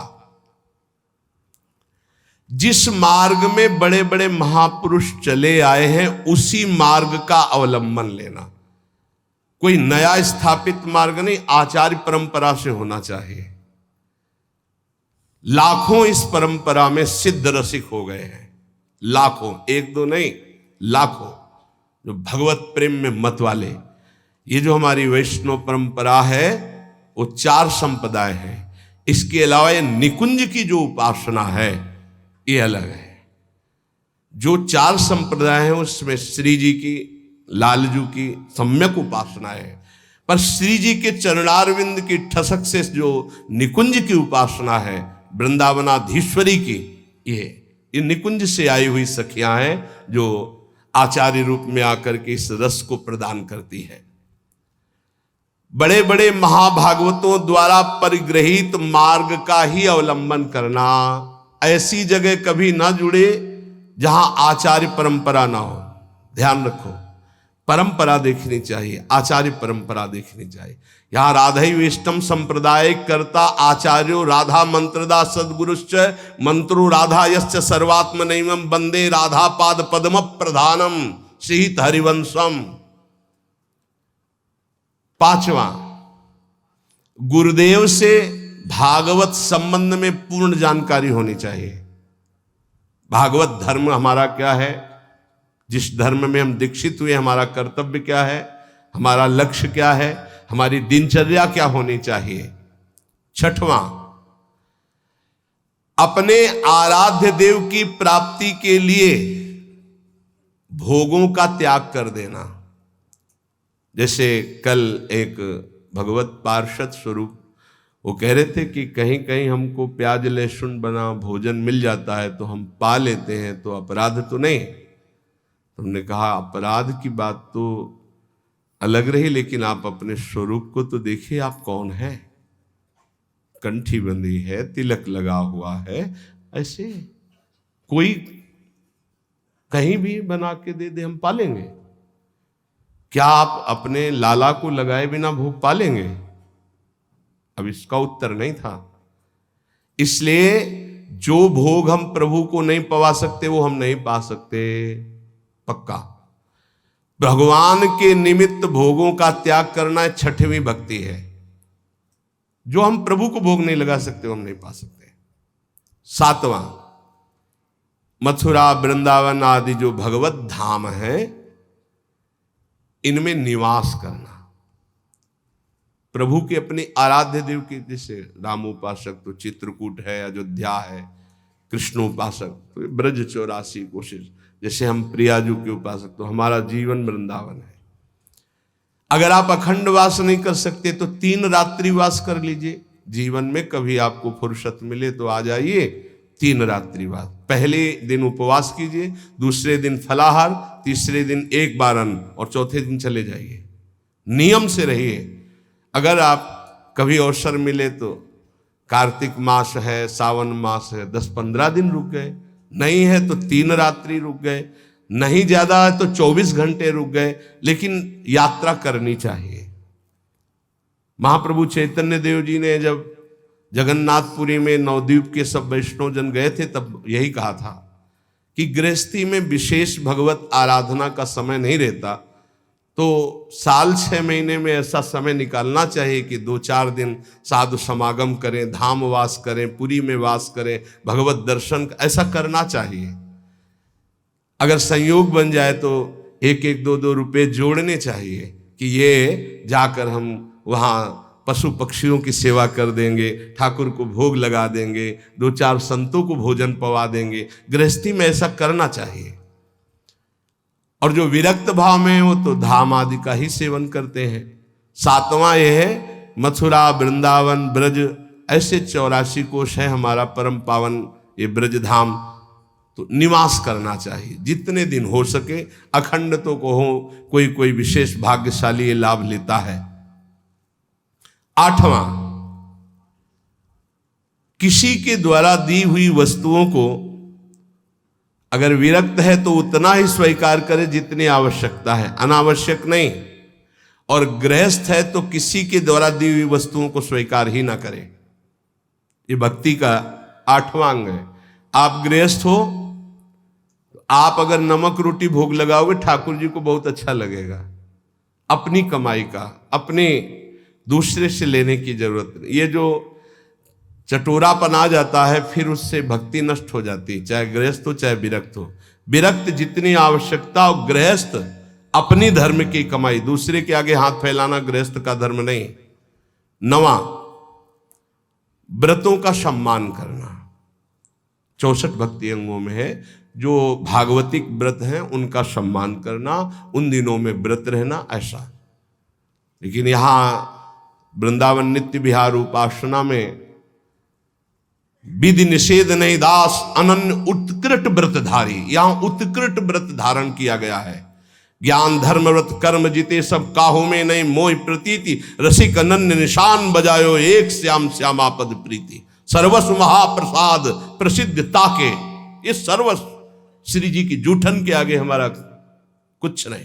श्री जी का उच्छिष्टामृत, 8 पैर उनका दुलार। 10वां, आंवला है, पीपल है, तमाल है, ये वृक्ष हैं। आप परिक्रमा कर रहे हैं तो इनको दाहिने कर लीजिए, दाहिने करके निकलिए। अगर आपको सहज में दिखाई दे रहा है कि आंवला पीपल तमाल आदि, तो थोड़ा 4 कदम चलकर उसे दाहिने का अपनी परिक्रमा में ले लीजिए, प्रणाम कीजिए। इनका सम्मान करना ये भक्ति का 10वां अंग है। 11वां, जो भगवान की निंदा करने वाले हैं, भक्तों की निंदा करने वाले हैं, भक्ति की निंदा करने वाले, ऐसे भगवत विमुख को पहचान ले और उसका कभी संग न करे। ये भक्ति का अंग है। ऐसा संग जिनके संग कुमति मति उपजे, करत भजन में भंग, तजोरे मन हरि विमुखन को संग। ये दीक्षा देने में एक अंग का वर्णन जरूर करते हैं कि ऐसे लोगों का संग कदापि न किया जाए। दूसरा कहते हैं कि भोजन, जैसे आप रिश्तेदार या नातेदार के यहाँ गए या कहीं गए, वहाँ मांस पात्रों में बनता है और आपने वैष्णो तिलक आदि लगा रखे, तो वो आपको खीर पूड़ी बना के दे तो भी आपको नहीं पाना है, क्योंकि रसोई तो वही है, पात्र तो वही। हमारा वैष्णव धर्म आज्ञा नहीं करता ऐसा। इसीलिए भगवान के लिए भोगों का त्याग करना। 12वां, अनाधिकारी को शिष्य बना लेना। गुरु को नरक जाना पड़ता है, ध्यान रखना। ये व्यवहार का विषय नहीं है। हरे शिष्य धन शोक न हरे, सो गुरु घोर नरक मा परे। एक दिन एक गुरु शिष्यों के साथ जा रहे थे, तो एक बड़े केचुआ में, केचुआ समझते ना जो मिट्टी खाता है, लाल चींटी लगी थी हजारों। तो उनका गुरुदेव कितना इसको कष्ट हो रहा होगा, क्या इसने ऐसा काम किया कि इसके कोमल शरीर को लाल चींटियां, लाल चींटी काट ले तो बहुत कष्ट होता, खुजलाता, दाग बन जाता बहुत। बोले हजारों इसके कोमल शरीर में लगे हैं। ध्यानस्थ हुए, कहा बेटा ये गुरुजी हैं, ये चेला है। ये गुरुजी हैं जो केचुआ बने हैं, और ये चेला जो चींटी बनी से धन लिया है। भगवत प्राप्ति की कोई चर्चा नहीं, तो ये देखो ये लीला हो रही। एक न सुने एक नहीं देखा, गुरु शिष्य अंध बधिर कर लेखा। गुरुदेव उपदेश नहीं कर रहे अपने शिष्य, कोई गलत मार्ग में जा रहा है तो डांट नहीं रहे, और शिष्य गुरुदेव की बात नहीं सुन रहा, दोनों नरक भोगेंगे। अनाधिकारी को शिष्य बनाने का मतलब है अपनी गति में फर्क डाल लेना। इसलिए आरत अधिकारी जब पावे गूढ़ तत्व न, ये व्यवहार का विषय नहीं कि आपके व्यवहार से हम दीक्षा दें, ये डायरेक्ट सीधा है। हमें अनुकूल लगा तो देंगे, हमारे धर्म के अनुकूल, नहीं लगा तो कोई व्यवहार का विषय है, ये धर्म का विषय है, ये जीवन का विषय है। तुम थोड़ी नरक में हमारी रक्षा करोगे, हम तुम्हारी नरक में रक्षा करेंगे। हमारे अनुकूल चलना होगा, जो धर्म का आचरण है। अनाधिकारी को शिष्य बनाने का मतलब है गुरु अपने नरक का निमंत्रण कर देना, या तो सभा में मना कर दे। सेवा विचारम नामक ग्रंथ, उसमें हमने पढ़ा था कि यदि शिष्य आज्ञा का पालन नहीं करता अनाधिकारी, तो सभा में खड़े होकर के उसका त्याग कर दे, बता दे कि हम त्याग करते हैं, आज के बाद स्वीकार नहीं है ये शिष्यत्व इसका, हमारी आज्ञा का उल्लंघन, तो आप बच जाओगे, नहीं तो भोगना पड़ेगा। 13वां, भक्ति के विरोधी ग्रंथों का कभी अवलोकन न करें। कॉमिक्स पढ़ रहे हैं, ये पढ़ रहे हैं, वो देख रहे हैं, ये देख रहे हैं, ये करते हैं, वो गेम खेलते। अरे यार, राधा राधा राधा राधा राधा, कृष्ण कृष्ण कृष्ण कृष्ण कृष्ण, इसमें समय लगाना है कि उसमें लगाना है? मंजीरा उठाओ, 1 घंटा कीर्तन करो, भागवत उठाओ, 10 अध्याय पाठ करो, गीता जी उठाओ, उसका ये भगवत मार्ग है भाई। भगवत विरोधी भावों को नहीं, भगवत विरोधी ग्रंथों को नहीं।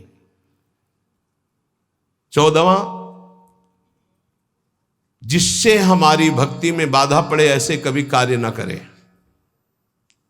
बड़े बड़े व्यवहारिक कार्य, बड़े बड़े सामाजिक कार्य, बड़ी बड़ी सभाएं जिससे हमारा भजन छूटे, ठीक। पूज्य पंडित गया प्रसाद जी महाराज गिरिराज वाले, तब माना जाएगा कि आपका भजन हुआ जब बड़े से बड़े शुभ कार्य के अनुष्ठान का मन न चले। सच्ची मानिए, महा उत्सव है यदि आप भगवत स्मरण कर रहे हो, इससे बड़ा कोई उत्सव नहीं। हर समय धीमी धीमी मधुर मधुर भगवान की नाम ध्वनि अंदर उठ रही, आप सुन रहे हैं उसे, उसी का चिंतन कर रहे हैं, इससे बड़ी कोई उत्सव की वृत्ति नहीं। भावोत्सवेन भजताम रसकाम धेनुम तम राधिका चरण रेणु महम स्मरामि। चाहे वो ज्ञान मार्ग हो, चाहे भगवत भक्ति का मार्ग हो, जब तक संसार का चिंतन है तब तक न ज्ञानी है न वो भक्त है। और भगवत चिंतन इससे बढ़कर के कोई स्थिति नहीं है। भगवत प्राप्ति के लिए किसी भी चंदे की या किसी भी सहयोग की जरूरत नहीं है।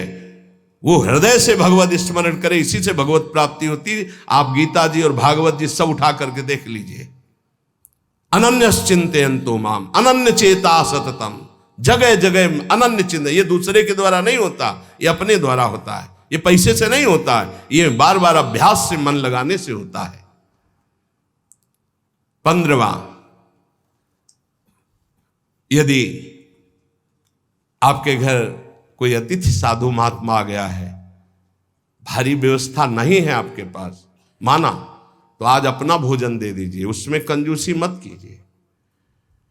आप अपने किसी उचित व्यवहार के लिए अर्थ ले जा रहे हैं, कोई बीमार तड़प रहा है, आप कष्ट सह लीजिए, वो पैसे से दवा उसको दे दीजिए। ये पूज्य गुरुदेव भगवान के श्रीमुख के वचन। प्राप्त सेवा का कभी भी त्याग नहीं करना चाहिए, वो भगवान की कृपा से आध्यात्मिक उन्नति के लिए होती। प्राप्त सेवा, आप जा रहे हो, कोई बहुत कष्ट से पीड़ित पड़ा है, आपको आवश्यकता है उसकी सेवा, आप बैठ जाओ, उसकी सेवा करो। नहीं कुछ है तो तन से सेवा करो, कपड़े से हवा करने लगो, पानी पिला दो, फिर उस समय जरूरत है तो 4 से याचना करके उसको आप औषधि दिला दो। उचित व्यवहार में, सेवा में किसी भी तरह का कुविचार या कृपणता ना होने पावे। अरे ऐसे तो सब पड़े ही रहते, नहीं नहीं, प्राप्त से भगवान ने तुम्हें सेवा दी, उस समय करो। कोई आपके घर आ गया तो वक्र दृष्टि से मत देखो, ए तो साधु महात्मा है, ऐसे नहीं। भगवान आए, तुम्हारे पापों का नाश हो जाएगा मंगल के लिए। अगर वो रोटी मांग रहे, भोजन मांग रहे, आप दौड़ कर जाइए, दरवाजे पर उनको भिक्षा दे दिए। सच्चा महात्मा कभी घर में नहीं घुसेगा, ये ध्यान रखना। ऐसे नहीं घुसेगा कि आपके गेट को लांग कर अंदर भिक्षा में जाए, ऐसा कभी नहीं, सिद्धांत नहीं। जो सच्चे मार्ग का पथिक को दरवाजे पे ही राधे श्याम बोलेगा, वो अंदर आ ही नहीं सकता। तुम्हें निश्चिंत रहना है। और जो अंदर आने की बात चेष्टा करे तो आपकी श्रद्धा, आपका परिचय है तो ठीक है, नहीं तो अनुमति नहीं है, पक्का। इसमें कभी धोखा नहीं खाओगे। जो सच्चे मार्ग का पथिक को, उसको गुरुजन शिक्षा देते हैं, भिक्षा गेट के बाहर ही ली जाती है। भिक्षा कभी ऐसा नहीं कि आंगन में जाके मांगी जाती हो, कभी नहीं हो। जो आंगन में जाने की चेष्टा करे वो आपका परिचय हो तो ठीक है, आपका विश्वास तो ठीक है, अन्यथा हमारे शास्त्र आज्ञा ऐसा नहीं है। कभी कोई भिक्षा के लिए आ जाए तो अपना भोजन दे दे, लेकिन उसका तिरस्कार ना करे। अगर आप में इतनी भी श्रद्धा नहीं तो दो बातें तो कर ही सकते हैं। राधे श्याम, वो कह रहा है हमें अमुक चीज चाहिए, असमर्थ हूं, आप जल पी लीजिए, मृदु वचन बुला दीजिए, ऐसे शब्दों बोलिए कि उनको बचने का दरिद्रता, आपको नहीं देने की सामर्थ्य, आप मना कर दीजिए। लेकिन कटु वचन और रुद्र दृष्टि अगर अतिथि के प्रति की गई तो सारा आपका पुण्य नष्ट हो जाएगा, सारा पुण्य नष्ट हो जाएगा। ये धर्मशास्त्र के अंतर्गत की बात है। उचित व्यवहार, उचित सेवा का अवसर आया, उसमें कंजूसी मत कीजिए, देने में संकोच नहीं होना चाहिए। अब हमारा फिर क्या होगा? वो विश्वंभर देख रहा है, बहुत सुंदर व्यवस्था करेगा। आज तक जिसने साधु सेवा की, भगवान की प्राप्ति हुई, भगवान की कृपा प्राप्ति हुई। कभी ऐसा नहीं हो सकता कि संत सेवा वाला, कभी नहीं हो सकता। श्री जी उसके वैभव, उसके सेवा में उपस्थित, भगवान उपस्थित है। त्रिलोचन जी के यहाँ संत सेवा में स्वयं भगवान श्री हरि अंतर्यामी बन नौकर बन करके चले गए। तो ये कभी ना सोचो कि भिक्षुक को, साधु सेवा को अगर हम स्वीकार करेंगे तो हमारा कुछ चला जाएगा। नहीं नहीं, एक का वो लाखों देता है, ऐसा महान है उनका मालिक। तो भक्त का ये 15वां लक्षण है 64 अंगों में कि आए हुए प्राप्त अतिथि सेवा, संत सेवा या किसी की ऐसी परिस्थिति, उसमें कंजूसी ना करे, वो बड़े भाव से सेवा करे। 16वां, कुछ भी नष्ट हो जाए शोक ना करे। शोक क्यों ना करे? हमारी बड़ी कीमती वस्तु नष्ट हो गई तो जिसने अनंत ब्रह्मांड बनाया, मेरा स्वामी जिस समय चाहेगा वो उससे बड़ी कीमती वस्तु दे देगा, मैं शोक क्यों करूं? दूसरा, क्रोध न करे। क्रोध होता है कामना से। जब हमारी कामना की पूर्ति में बाधा लगता है तो कामा संजायते क्रोधा। अगर हमारी कामना की पूर्ति नहीं तो हरि कोई बहुत मंगल में विधान कर रहे हैं, हमें क्रोध नहीं करना। अगर कोई हमारा अपमान कर रहा है तो हरि बहुत कृपा कर रहे हैं, मेरे देहाभिमान को गलित कर रहे हैं। अगर कोई हमारी निंदा कर रहा है तो हमारे पापों को नष्ट कर रहा है, उससे जैसा हमारा प्यारा मित्र कौन हो सकता है? तो हमें क्रोध बनता ही नहीं किसी पर करने को। और भी काम आदि विकारों के वशीभूत ना होना, ये 16वां अंग है। 17वां, आप भले अपने देव इष्ट देव के अनन्य हैं, लेकिन किसी भी देवी देवता का आप निंदा या अपमान न करें, नहीं तो आपके इष्ट देव से आपकी रति खत्म हो जाएगी। अनन्यता के ठसक में आकर कहीं किसी की निंदा न कर दे, कहीं किसी का अपमान न कर दे। सब में हमारा इष्ट विराजमान है। 18वां, किसी भी जीव को वाणी से, तन से, मन से उद्वेग ना दे और किसी के द्वारा दिए हुए उद्वेग से उद्वेगित ना हो। ये बहुत काम की बात है। कोई कितना भी उद्वेग दिलाना चाहे, आप उद्वेगित ना हो, आप अंदर से व्यथित ना हो, नहीं तो आपकी निष्ठा में फर्क पड़ जाएगा, साधुता में फर्क पड़ जाएगा। और 19वां, 32 सेवापराध और 10 नामापराधों से बचे। वो चर्चाएं पीछे हो चुकी है। 20वां, यदि कोई भगवान के भक्ति की निंदा कर रहा है तो या तो उसकी जबान बंद करो या कान में अंगुली डालो, वहां से चल दो। राधा राधा राधा राधा राधा राधा। भक्त निंदा कान में नहीं पड़नी चाहिए। हो यहां और कान के पर्दे हिला के पूरा सुनना चाहते हैं, फिर क्या हुआ? अच्छा, ऐसा लग रहा है कि मानो परमानंद की बात, भगवान की कभी चर्चा ऐसे नहीं सुनेंगे, उसमें तो झटके लग जाएंगे आलस्य के। लेकिन किसी की निंदा होने लगे, फिर देखो पूरे कान के पर्दे खोल कर। क्यों? क्योंकि पतन की तरफ मन हमारा स्वाभाविक जाने के लिए तैयार रहता है। जैसे जल को छोड़ो नीच गति, ऐसे ही मन को छोड़ दो नीच गति। तो अगर किसी भी संप्रदाय के किसी भी संत भक्ति की निंदा हो रही है तो हमको वहां से हट जाना चाहिए या कान में अंगुली डाल लेना चाहिए, नहीं तो भारी अपराध लगता है। संत शंभु श्री पद अपवादा, कही सुनीता असमर्यादा, काटी जीव तासु जो बसाई, श्रवण मुंद नत चले पराई। किसी भी संत भक्त महात्मा की निंदा हो रही और सभा में आप बैठे तो आप पाप के अधिकारी होंगे, आप हट जाइए, तुरंत हट जाइए। हरिहर निंदा सुनई जे काना, पाप लगे गौघात समाना। गौ हत्यारे को जो दुर्गति होती वही भगवान और भगवान के भक्तों की निंदा सुनने वाले की होती है, करने वाले की होती है। दोनों अपराधी माने जाते हैं। 21वां, गुरु दीक्षा लेकर तिलक मुद्रा वैष्णव चिन्ह ना धारण करना, यह अपराध है। धारण करना चाहिए। अगर दीक्षा ले ली है, देखो हर आचार्य तिलक धारण करते हैं। आद्य गुरु भगवान शंकराचार्य, निम्बारकाचार्य, हर वैष्णव जन चाहे जिस मार्ग के पथिक हो सब तिलक धारण करते हैं, सब कंठी धारण करते। वो रुद्राक्ष ये तुलसी जी की कंठी धारण करते हैं। ज्यादा सिद्धावस्था नहीं झाड़नी चाहिए। इष्ट तिलक लगाते हैं, आचार्य लगाते हैं, गुरुदेव लगाते हैं, और हम इतने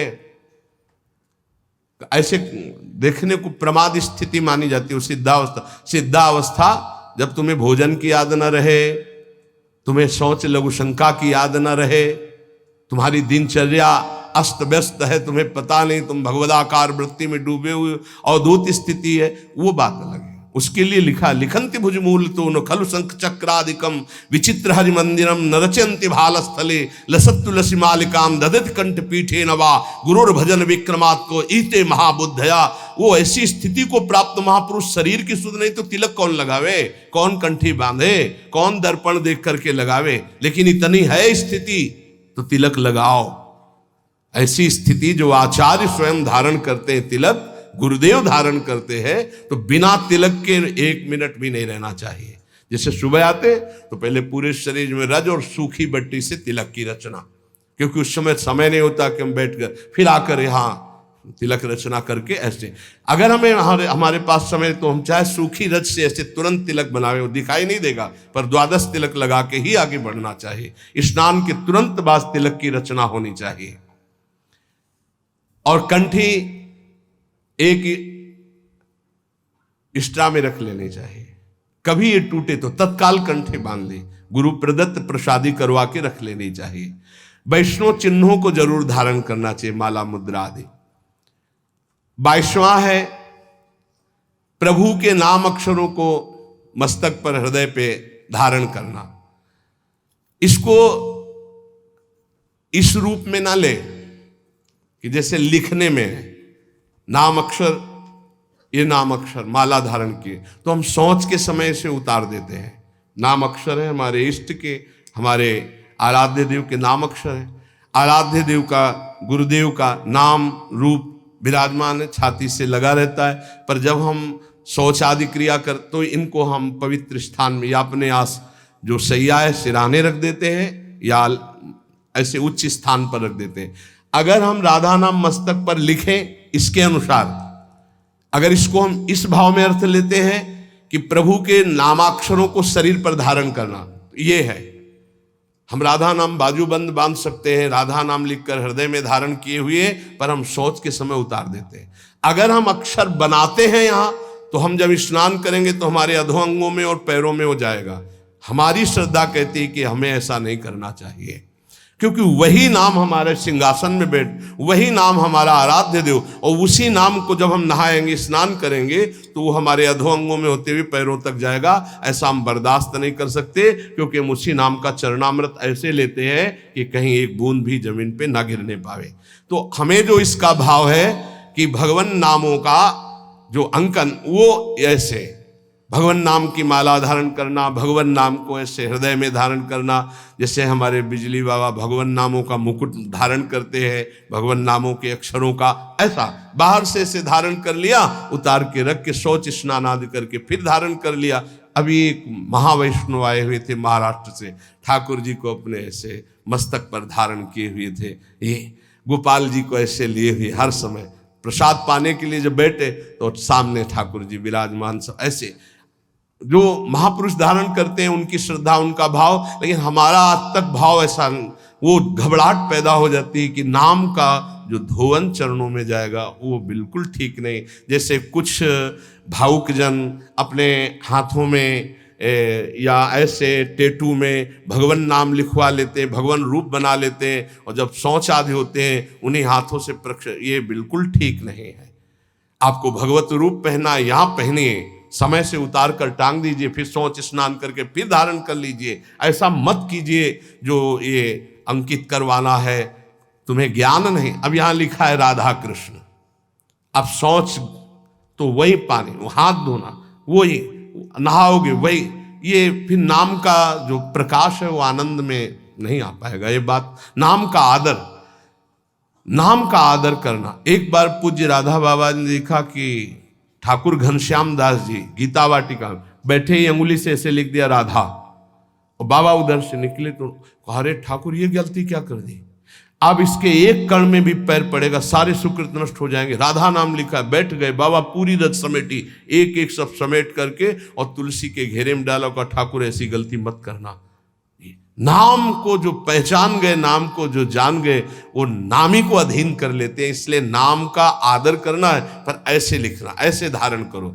हम कह रहे हैं पूरे नाम की माला बनाकर ऐसे बांध लो, नाम के बाजूबंद बना लो, नाम के कुंडल बना लो, नाम के कंठहार बना लो, लेकिन नाम को अगर हम अंकित करते हैं तो धुलकर हमारे अधो अंगों में जाता है। ये हमारी पर्सनल, हमारे हृदय की भावना है। तो जो इसमें अक्षर में लिखा है कि भगवान नाम के अक्षरों को शरीर पर धारण करना, धारण करना है, तो अंकित करा करके, जैसे तुलसी जी पर है, तमाल जी पर है, कदम्ब जी पर है, फिर हम उसको धारण करते हैं। 23वां, प्रभु को निवेदित माला पुष्प तुलसी आदि का बड़े आदर के साथ सेवन करना। श्री चरणों की चढ़ी हुई तुलसी, अहो भाग्य, नाक से सूंघे, मस्तक पर लगाए, ओहो आज हमें प्रभु की प्रसादी तुलसी मिली, प्रसादी पुष्प मिला, प्रसादी माला मिली, हृदय में आह्लाद होना चाहिए। बार बार ऐसे, ओहो आज तो बड़ी कृपा हो गई, साक्षात प्रभु ने प्रसाद दिया, धर दो, हाँ धर दो, ऐसे नहीं, तत्काल उसको प्रणाम करो और माला को माथे पे लगाओ, सूंघो, तुम्हारी इंद्रियां पवित्र हो जाएंगी, भगवत भक्ति बढ़ेगी। 24वां, भगवत विग्रह के सामने नृत्य करना। प्रभु विराजमान है, राधा राधा जैसे बन रहा है, हमारे मालिक है, हमारे स्वामी है, रिजवार है, रीझ जाएंगे। नृत्य करना ये 64 अंगों में एक अंग है। 25वां, भगवत स्वरूप को साष्टांग दंडवत प्रणाम या पंचांग दंडवत प्रणाम ये करना। 26वां,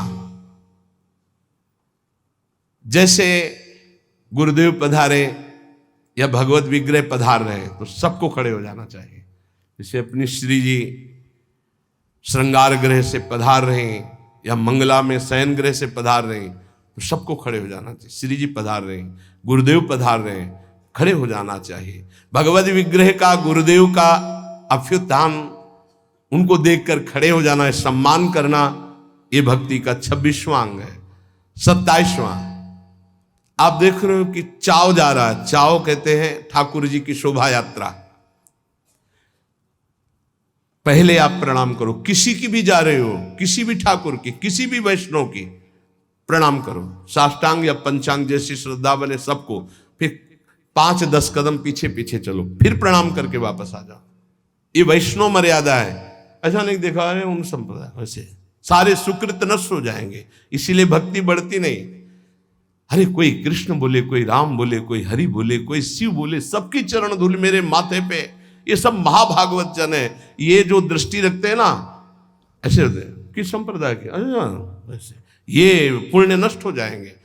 कोई भी भगवत विग्रह, जैसे कोई भक्त है अपने ठाकुर जी को माथे पे विराजमान किए, प्रणाम करो, 5 कदम उसके साथ चल दो। नाम कीर्तन हो रहा है, तुम अपना मंत्र जपते हुए साथ चल दो, फिर प्रणाम करो, वापस आ जाओ। इससे कृपा प्राप्त होगी। प्रभु के चाव या सवारी के पीछे कुछ कदम चलना, अगर बहुत समय है तो आप साथ चल रहे, तो 5 कदम तो चल ही सकते हैं। 28वां, प्रभु के श्री विग्रह के दर्शन के निमित्त जाना। बिहारी जी, राधा रमण, राधा वल्लभ, यहां तो घर घर ठाकुर तुलसी सेवा।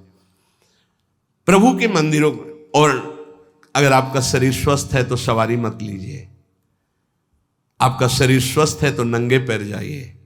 हे, यहां तो सिर भर जाऊं उचित असमोरा, मेरे प्रिया प्रीतम का धाम है, उनके दर्शन करने जा रहे, मंत्र जप करते हुए नंगे पैर। यहां कोई कांटे थोड़ी बिछे, मार जूता और चप्पल पहनकर चलना। सही बात, बड़ा दुर्भाग्य है अगर ये पहनकर अपने को चलने को होता है।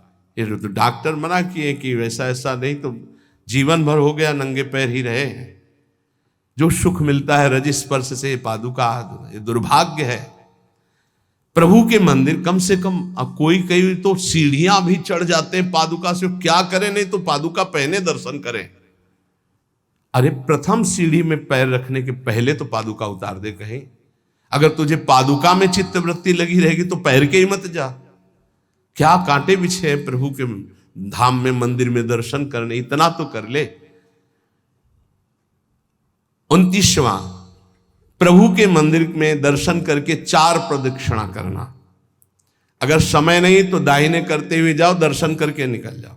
समय है तो 4 प्रदक्षिणा कर लेनी चाहिए, ये बहुत लाभ प्राप्त होता है। 4 प्रदक्षिणा हमारे श्री प्रिया प्रीतम जी की होती है। 30वां, प्रभु के श्री विग्रह विराजमान करना और उनकी सेवा करना। ये वैष्णव धर्म है, सबके पास सेवा होनी चाहिए, चाहे नाम सेवा हो, चाहे रूप सेवा हो, छवि सेवा हो, श्री विग्रह सेवा हो, सेवा होनी ही चाहिए। क्योंकि बिना सेवा किए मानसिक सेवा में प्रवेश नहीं, और बिना सेवा के आप जी कैसे सकते हैं, पानी कैसे पीते हैं, भोग कैसे पाते हैं, जब भोग लगा लेते हैं तब पाते हैं। तो प्रगट में सेवा हर वैष्णव के पास होनी चाहिए, चाहे राधा नाम की ही सेवा क्यों ना हो। 31वां, प्रभु के लिए परिचर्या करते हुए पंखा डुलाना, चंवर डुलाना, माला गूंथना, चंदन घिसना, जहां प्रभु विराजमान हुआ सोहनी लगा करके पोछा लगाना, विविध प्रकार की भोग तैयारी करना, ये विविध प्रकार की जो परिचर्या है ये बहुत बड़ा लाभ प्रदान करती है। इसी परिचर्या के बल से अम्बरीश जी की रक्षा में सुदर्शन चक्र था। चक्रवर्ती सम्राट होते हुए स्वयं पोछा ठाकुर जी के लिए लगाते थे, स्वयं परिचर्या करते थे। ये छोटी मोटी बात नहीं जो आप पंखा करते हो, चंवर करते हो, श्री जी की सेवा में हो। साक्षात श्री जी ने स्वीकार किया है, चाहे वो कोई गेट सेवा में हो, चाहे वो सब श्री जी की सेवा में। सेवा परिचर्या से आराध्य देव को अधीन किया जाता है। 32वां, प्रभु के सम्मुख बैठ करके उनके गुणों का गान करना, उल्लसित होकर गाना चाहिए। प्रभु राग रंग नहीं देखते। मानत अपनो भाग राग करत, अनुराग बिन दीखत सकल अभाग, श्री हरिवंश कृपा बिना। बहुत सब राग रागिनियों का ज्ञान है, लेकिन अनुराग नहीं है तो प्रभु नहीं रीझते। हाँ, लोग तो रीझ जाएंगे, प्रभु नहीं रीझेंगे। देखा है राग रागिनियों में प्रधानता रखने वाले पर, और लोगों की तालियां, लोगों का भाव देखते हैं। प्रभु बैठे, उनकी तरफ पीठ है, ऐसे प्रभु हैं, ऐसे बैठे राग रागिनी, आओ सामने तालियां बज रहे, सामने बज रहे। मानत अपनो भाग राग करत, अनुराग बिन दीखत सकल अभाग। कोई राग नहीं आता, आप ऐसे गा रहे तो वाह वाह ठाकुर जी बोल उठेंगे जिस दिन भाव से गाओगे। नाम बाणी जहां श्याम श्यामा तहां, नाम बाणी सुनत श्याम श्यामा सुबस। प्रभु के सम्मुख गान करने का सौभाग्य जानते हो, ये जो आप लोग बैठकर गान करते हो, बड़ी विशेष कृपा है, उनके लीला गुण गायन से बहुत जल्दी वो प्रसन्न हो जाते हैं। 33वां, भगवान के सामने भगवान का नाम कीर्तन करना। ये जो आप लोग करते हैं, हाँ, हृदय आह्लादित हो जाता है। राधा राधा जब आलाप लेते हैं तो जैसे दूध गैस में चढ़ाओ तो उफान नहीं आती, ऐसे भक्तों के हृदय में उफान आनंद की आती उच्च स्वर से नाम कीर्तन सुनकर। 34वां, इष्ट मंत्र का जाप का नियम होना। जैसे गुरुदेव देते 11 माला, 21 माला, 33 माला, जो भी, वो संख्या जरूर पूरी करनी चाहिए। इष्ट मंत्र की जो संख्या है गुरुदेव ने जो दिया है, ये भक्ति का अंग है, जरूर पूरा करना चाहिए। ध्यान देना चाहिए कि हमें इतना मंत्र जो गुरुदेव ने कहा वो जपना ही जपना है। इष्ट मंत्र का नियम पूर्वक जप का ये भाव गुरुदेव ने जो दिया उसको पूरा करना चाहिए। 35वां, रोज प्रभु से प्रार्थना करनी चाहिए, उनकी कृपा मांगनी चाहिए, रो रो कर उनके दर्शन की इच्छा, उनके प्रेम की इच्छा, उनके चिंतन की इच्छा, यही हमारी भिक्षा, ऐसा मांगना चाहिए। रोज 4 शब्द तो बोलना चाहिए, लाडली जो कृपा करो, अपना निरंतर नाम हमारे हृदय में चला दो, प्रिया जो और कोई चिंतन न बन पावे, बस आपका चिंतन बना रहे, ऐसा मन से बातें करनी चाहिए, वही प्रार्थना है। 36वां, महापुरुषों के द्वारा गाए हुए स्तोत्र और पदों का गायन करना चाहिए। जैसे चतुरासी जी है, ये सब स्तोत्र ही है, श्रीमद राधा सुधा निधि, एक एक श्लोक सब प्रार्थना भरे हुए हैं, स्तोत्रों का गायन करना चाहिए। 37वां, प्रभु के निवेदित किए हुए प्रसाद का बहुत महत्व रखना चाहिए। जैसे प्रसाद आया तो खड़े हो जाना चाहिए, भगवत प्रसाद आया, प्रणाम करके हाथ में जो तत्काल पाना चाहिए, तत्काल प्रसाद की महिमा चाहे किनका रख, तत्काल, ऐसा नहीं रख दो फिर पा लेंगे समय आने पर, अभी हमारे पास समय नहीं, ये अपमान हो गया प्रसाद।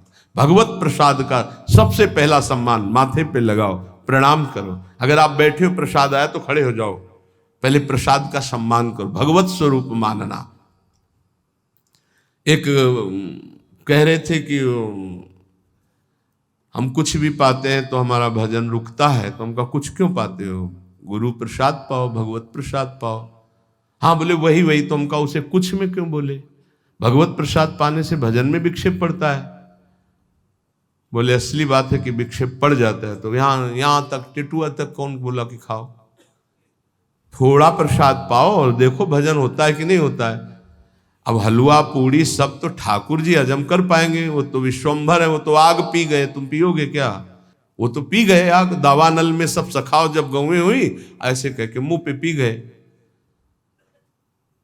देखो भगवत प्रसाद किनका लो, मधुकरी भरपेट पाओ, जो मंदिर से प्रसाद मिले तो किनका ले लो, ये सिद्धांत वैष्णवों का रहा है।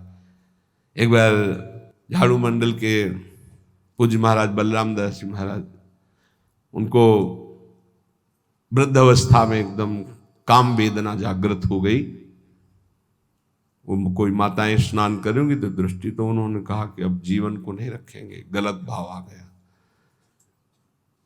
तो सब भक्तों ने कहा कि चलो वृंदावन की परिक्रमा लगाते हैं, तो नाम कीर्तन करते हुए परिक्रमा लगाई तो जो विकार आया था वो हट गया। बहुत बड़ा प्रभाव है, जिससे आपका ज्यादा दिमाग संसार की तरफ आकर्षित होने लगे। तो कोई अन्न चला गया दूषित, तो आप वृंदावन की गिरिराज जी की परिक्रमा लगा लो, पूरा नशा उतर जाएगा, जो अन्न आदि का दोष का है वो नष्ट हो जाएगा। उन्होंने कहा कल प्रसाद कहाँ से पाया, तो कहा गोविंद देव जी का, उस समय गोविंद देव जी विराजमान थे। गोविंद देव जी का प्रसाद भला कैसे, गए और जो श्रीअंग सेवी थे उनसे पूछा कल गोविंद जी का भोग कहां से लगा, बोले कलकत्ता की वैश्या ने लगवाया। तो गोविंद जी से कहा भोग है ना, आपका प्रसाद न पाओ तो वो अपराध बने, प्रसाद पाओ तो काम दोष जागृत हो। इसका मतलब क्या है, वो तो सीधे ठाकुर जी से बात। तो ठाकुर जी ने कहा बाबा प्रसाद पाने के लिए कहा था, भरपेट पाने को कौन कहता है, इतना किनका लो प्रसाद का, हमारा पूरा संसार है, हम तो सबके पाएंगे, हम तो सबके लाड़िले हैं, तुम्हें जरा सा किनका लेकर हमारे प्रसाद की रक्षा करनी और पेट भरना माधुकरी से भिक्षान्न के द्वारा। भगवान के निवेदित प्रसाद को ग्रहण करना। अच्छा, अब जैसे प्रियालाल का भोग है, रोज खीर, हलवा, पकौड़ी, कचौड़ी, 50 प्रकार के भोग लगते हैं। अब रोज पाओगे तो तोंद चिकनाएगी, भजन में रस थोड़ी आएगा। पक्का समझो, भजन में तब रस आएगा जब इतना किनका ले लिया। और देखो, अपने लोग तो उपासक हैं। श्री स्वामी हरिदास जी महाराज ललिता जी के अवतार, कोई साधक नहीं है, पर 56 भोग बिहारी जी का लगा। उत्तम भोग लगाए मोर मरकट को सेवय। वृंदावन के मोर मरकट को ऐसे ऐसे करके चीख लेते, और चना, आप चना पाके रहते सूखे। बिहारी जी का भोग 56 भोग, उत्तम भोग लगाए मोर मरकट को सेवय। वृंदावन के मोर मरकट गाय आदि को दे दे, भगवत प्रसाद है, पाओ तुम। हम क्या पा रहे हैं? जरा किनका लिया और सूखे चना। भगवान के चरणामृत का पान करना आदर। जब चरणामृत लेने का अवसर आए, 38वां नंबर, तत्काल ऐसे हाथ में ऐसे वस्त्र लगा के चरणामृत लेना। कोई तो हमने राधा वल्लभ जी ने सुना, ए पानी दे दो हमको भी जल। ऐसे नहीं बोला जाता। चरणामृत पानी, चरणामृत जल है? नहीं, भगवत चरणामृत वो बेचारे जानते नहीं है ना। ऐसे सदैव लेना चाहिए कि एक बूंद भी पैर में ना गिरे। ऐसे लेकर चरणामृत का पान करना। और रोज नियम बना लो, सबसे प्रार्थना है कि बिना चरणामृत के तुम्हारी दिनचर्या शुरू नहीं होनी चाहिए। स्नान किया, रज लगाई, तिलक लगाया, चरणामृत लिया, अब हमारी दिनचर्या शुरू होगी। जब तक जबान, हम ये परम वैष्णव की बात करें, जबान में चरणामृत नहीं गया तब तक और प्रसाद नहीं पाएंगे। पहले चरणामृत। और 39वां, प्रभु को चढ़ी हुई सुगंधित इत्र, धूप आदि ग्रहण। इत्र का जैसे फूहा श्री जी के अंग, बहुत मंगलमय श्री ओ से गंधारी मेरी प्रियाजू के श्री अंग का स्पर्श किया। इसीलिए इन प्रेमी जनों को समझ पाना मुश्किल होता है।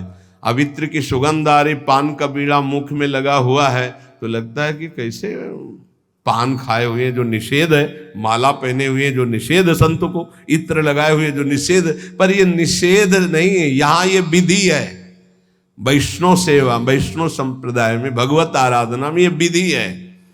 प्रभु को चढ़ा हुआ इत्र और धूप आदि की गंध लेना, सुगंध लेना, इससे भक्ति बढ़ती है। 40वां, पवित्र होकर ही भगवत विग्रहों का स्पर्श करना, अपवित्र दशा में नहीं। पर बहुत पवित्रता का थोड़ा निर्वाह आजकल बहुत कठिन हो गया है। अब इतने बढ़िया बाथरूम बने हुए कि रज का तो छू नहीं सकते हैं, वही साबुन से ऐसे कर लिए तो हमारी दृष्टि में अपवित्र ही मानते हैं हम। अगर रज का सेवन नहीं तो अपवित्र ही है। और अगर आप कि वस्त्र उस शौचालय वाले पात्र में वो है ना, उसमें छू गए तो हम अपवित्र मानते हैं, वो सेवा लायक नहीं। बहुत संभाल करके, आजकल वो अटैच बाथरूम है ना, बहुत संभाल करके, पवित्रता बड़ा कठिन हो गया है। 41वां, जब दर्शन करने जाए तो आचमन करके पवित्र होकर के ही भगवत दर्शन करने जाए। 42वां, अगर आप दर्शन करने गए हो, पर्दा आ रहा है कि आरती होने वाली है, तो रुक जाइए। चाहे जितना बड़ा काम हो, भारी से भारी कार्य को छोड़कर आरती के दर्शन करके ही जाइए। आरती का महत्व रखिए। आरती के प्रकाश में जब प्रभु के श्री अंगों का दर्शन होता है, कोटि कोटि जन्मों के अघों का मार्जन हो जाता है। 43वां, अगर कहीं भगवत चर्चा हो रही, कथा हो रही, भगवत नाम कीर्तन हो, तो रुक जाओ, 2 मिनट बैठ जाओ। एक घड़ी आधी घड़ी, आधी में पुनियाधि, तुलसी संगत साध की कोटि कटे अपराध। अगर भगवत चर्चा हो रही, कथा, यहां क्या हो रहा, सत्संग, बैठ जाओ। आधी में पुण्य आदि, 12 मिनट बैठ जाओ, 6 मिनट बैठ जाओ। कुछ शब्द पढ़ जाएंगे, तुम्हारा मंगल हो जाएगा। नाम कीर्तन हो रहा है, भगवत कथा हो रही, कोई संत भगवान बोल रहे, 2 मिनट सुन लीजिए, तुम्हारा मंगल हो जाएगा। भक्ति का अंग है। हाथ जोड़ करके वहां बैठ करके सुना, ज्यादा समय नहीं तो 10 मिनट सुना, चल दिया। 44वां, हर समय भगवत कृपा, गुरु कृपा की बाट जोहते रहना। गुरुदेव की कृपा की याचना करते रहना, भगवत कृपा की याचना करते रहना, क्योंकि इसी कृपा से सारी निर्विकारिता आती। गुरु कृपा से ही निर्विकारिता, भगवत कृपा से ही आती है। 45वां, नित्य निरंतर भगवान के नाम का जाप करना। मंत्र जाप का नियम तो है ही, लेकिन उठते बैठते चलते फिरते श्वास श्वास में अपने आराध्य देव के नाम का जप करना। 46वां, नाम जप करते हुए रूप के ध्यान का अभ्यास करना। श्री आधा वल्लभ लाल को हृदय ध्यान, मुख नाम, मुख में नाम और हृदय में उनका ध्यान। 47वां, अपने द्वारा जितने भी कर्म हो रहे हैं शुभ भागवतिक, सब भगवान को अर्पित करना। अपनी दिनचर्या को जांचना कि भगवत विमुख कोई कार्य तो नहीं हो रहा है। अगर गलती हुई है तो भगवान के सामने प्रायश्चित करो कि हमसे गलती हुई नाथ, हृदय में जलन पैदा करो, आगे से वो गलती ना हो, और सब भागवतिक कार्य भगवान को अर्पित करें। 48वां, हर समय दृढ़ विश्वास रखना प्रभु हमारी रक्षा करेंगे। निश्चित भगवान हम पर कृपालु हैं, हमारा कोई बाल बाका नहीं कर सकता। हर समय दृढ़ विश्वास रखना। 49वां, जो बहुत प्रिय वस्तु है भगवान को समर्पित करना। अपने को जो बहुत प्रिय लगे वो भगवान को समर्पित करना। जैसे कृष्णदास जी जा रहे थे, देखा कि गरम गरम जलेबी बन रही, अरे ये तो श्रीनाथ जी के लिए, वो आंख मूंदी भाव में, तो वहां पाने लगे श्रीनाथ जी। जय जय ने पूछा कि ये विठलनाथ गोस्वामी जी ने कि जय जय हमने तो यहाँ भोग लगाया नहीं, आप कहे, बोले कृष्णदास बाजार से भावना कर रहा है तो मैं पा रहा हूं।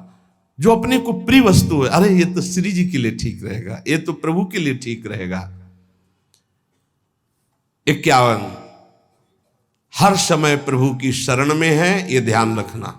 हरि शरणम सनकादि रखते रहते हैं, तो हर समय अपने को ध्यान रखना कि मैं कोई अनाथ नहीं हूं, मैं दीनानाथ नाथ अनाथन हित समर्थ मोहन श्री राधा, हम प्रिया प्रीतम की शरण में हैं। 52, प्रभु के लिए ही केवल सारी चेष्टाएं करना, स्वसुख वांछा का त्याग करके ये जब करोगे तो ये आ ही जाएगा। तत्सुख भावना में दृढ़ हो जाना। 53, प्रभु के लिए तुलसी का वृक्ष लगाना, प्रभु के लिए और वृक्षों का रोपण करना, उनकी सिंचाई करना, प्रभु के लिए दीप दान करना, ये प्रभु के लिए तुलसी जी लगाना और वृक्षों को लगाना। दुर्भाग्य हो रहा है, फ्लैट पर फ्लैट बन रहे, वृक्षों को काटा जा रहा है, जो प्रभु की प्रसन्नता के हेतु है। लता भवन सुख शीतल छां, श्री हरिवंश रहत नित्य जहां, तहां न वैभव आन की। 54, भगवान के प्रिय गुणों का गान करने वाले शास्त्रों की ही चर्चा करना। और भी बहुत से शास्त्र, पर हम भगवान की महिमा से युक्त गुणों का जो रचनात्मक स्वरूप भगवान व्यास देव जी और बड़े बड़े महर्षियों ने किया, हम उनका गान करते, या जो आचार्यों ने गान किया। 55, भगवत धाम में प्रीति करना। जैसे हमारे आराध्य देव का निज धाम वृंदावन है, ये हमारा जीवन, हमारा प्राण, ऐसा प्रीति करना।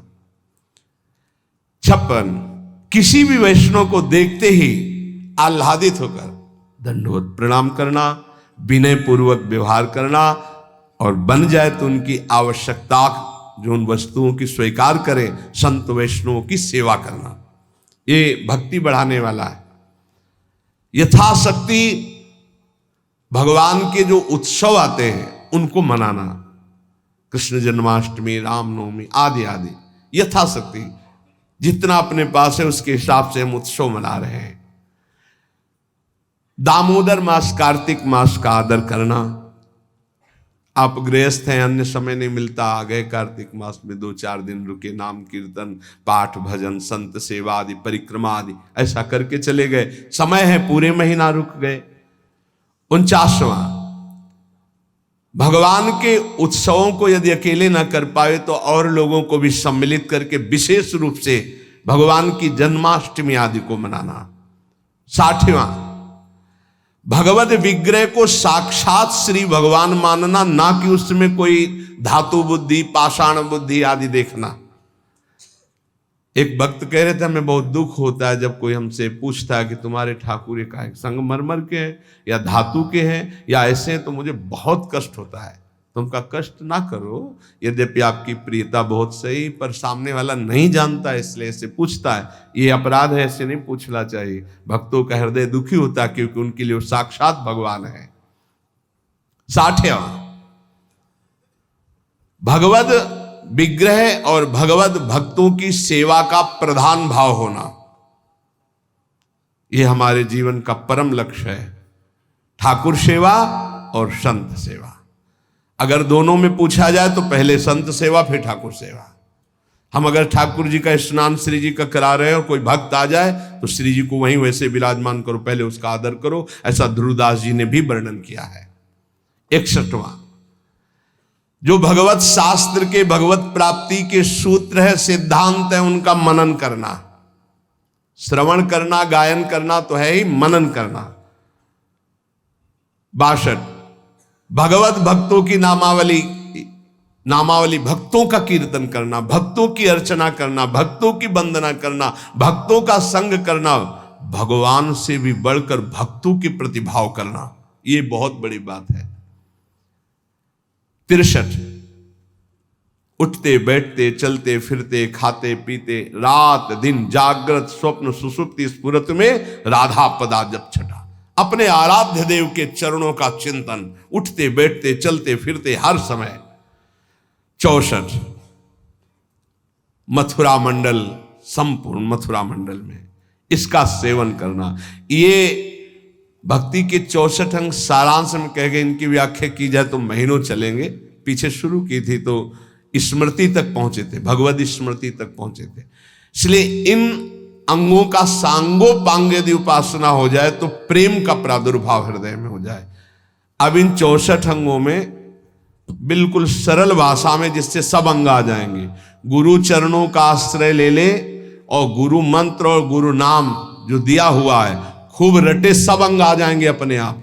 2 बात पकड़ लो, गुरु चरणों का दृढ़ आश्रय और गुरु प्रदत्त नाम मंत्र में रति, इसी से सब अंग जागृत हो जाएंगे। आप सुनो पढ़ो, अच्छी बात, ना पढ़ोगे ना सुनोगे तो भी आपके अंदर आ जाएगा, क्योंकि नाम में इतनी सामर्थ्य है कि वो सर्वांग भक्ति प्रकाशित कर देता है।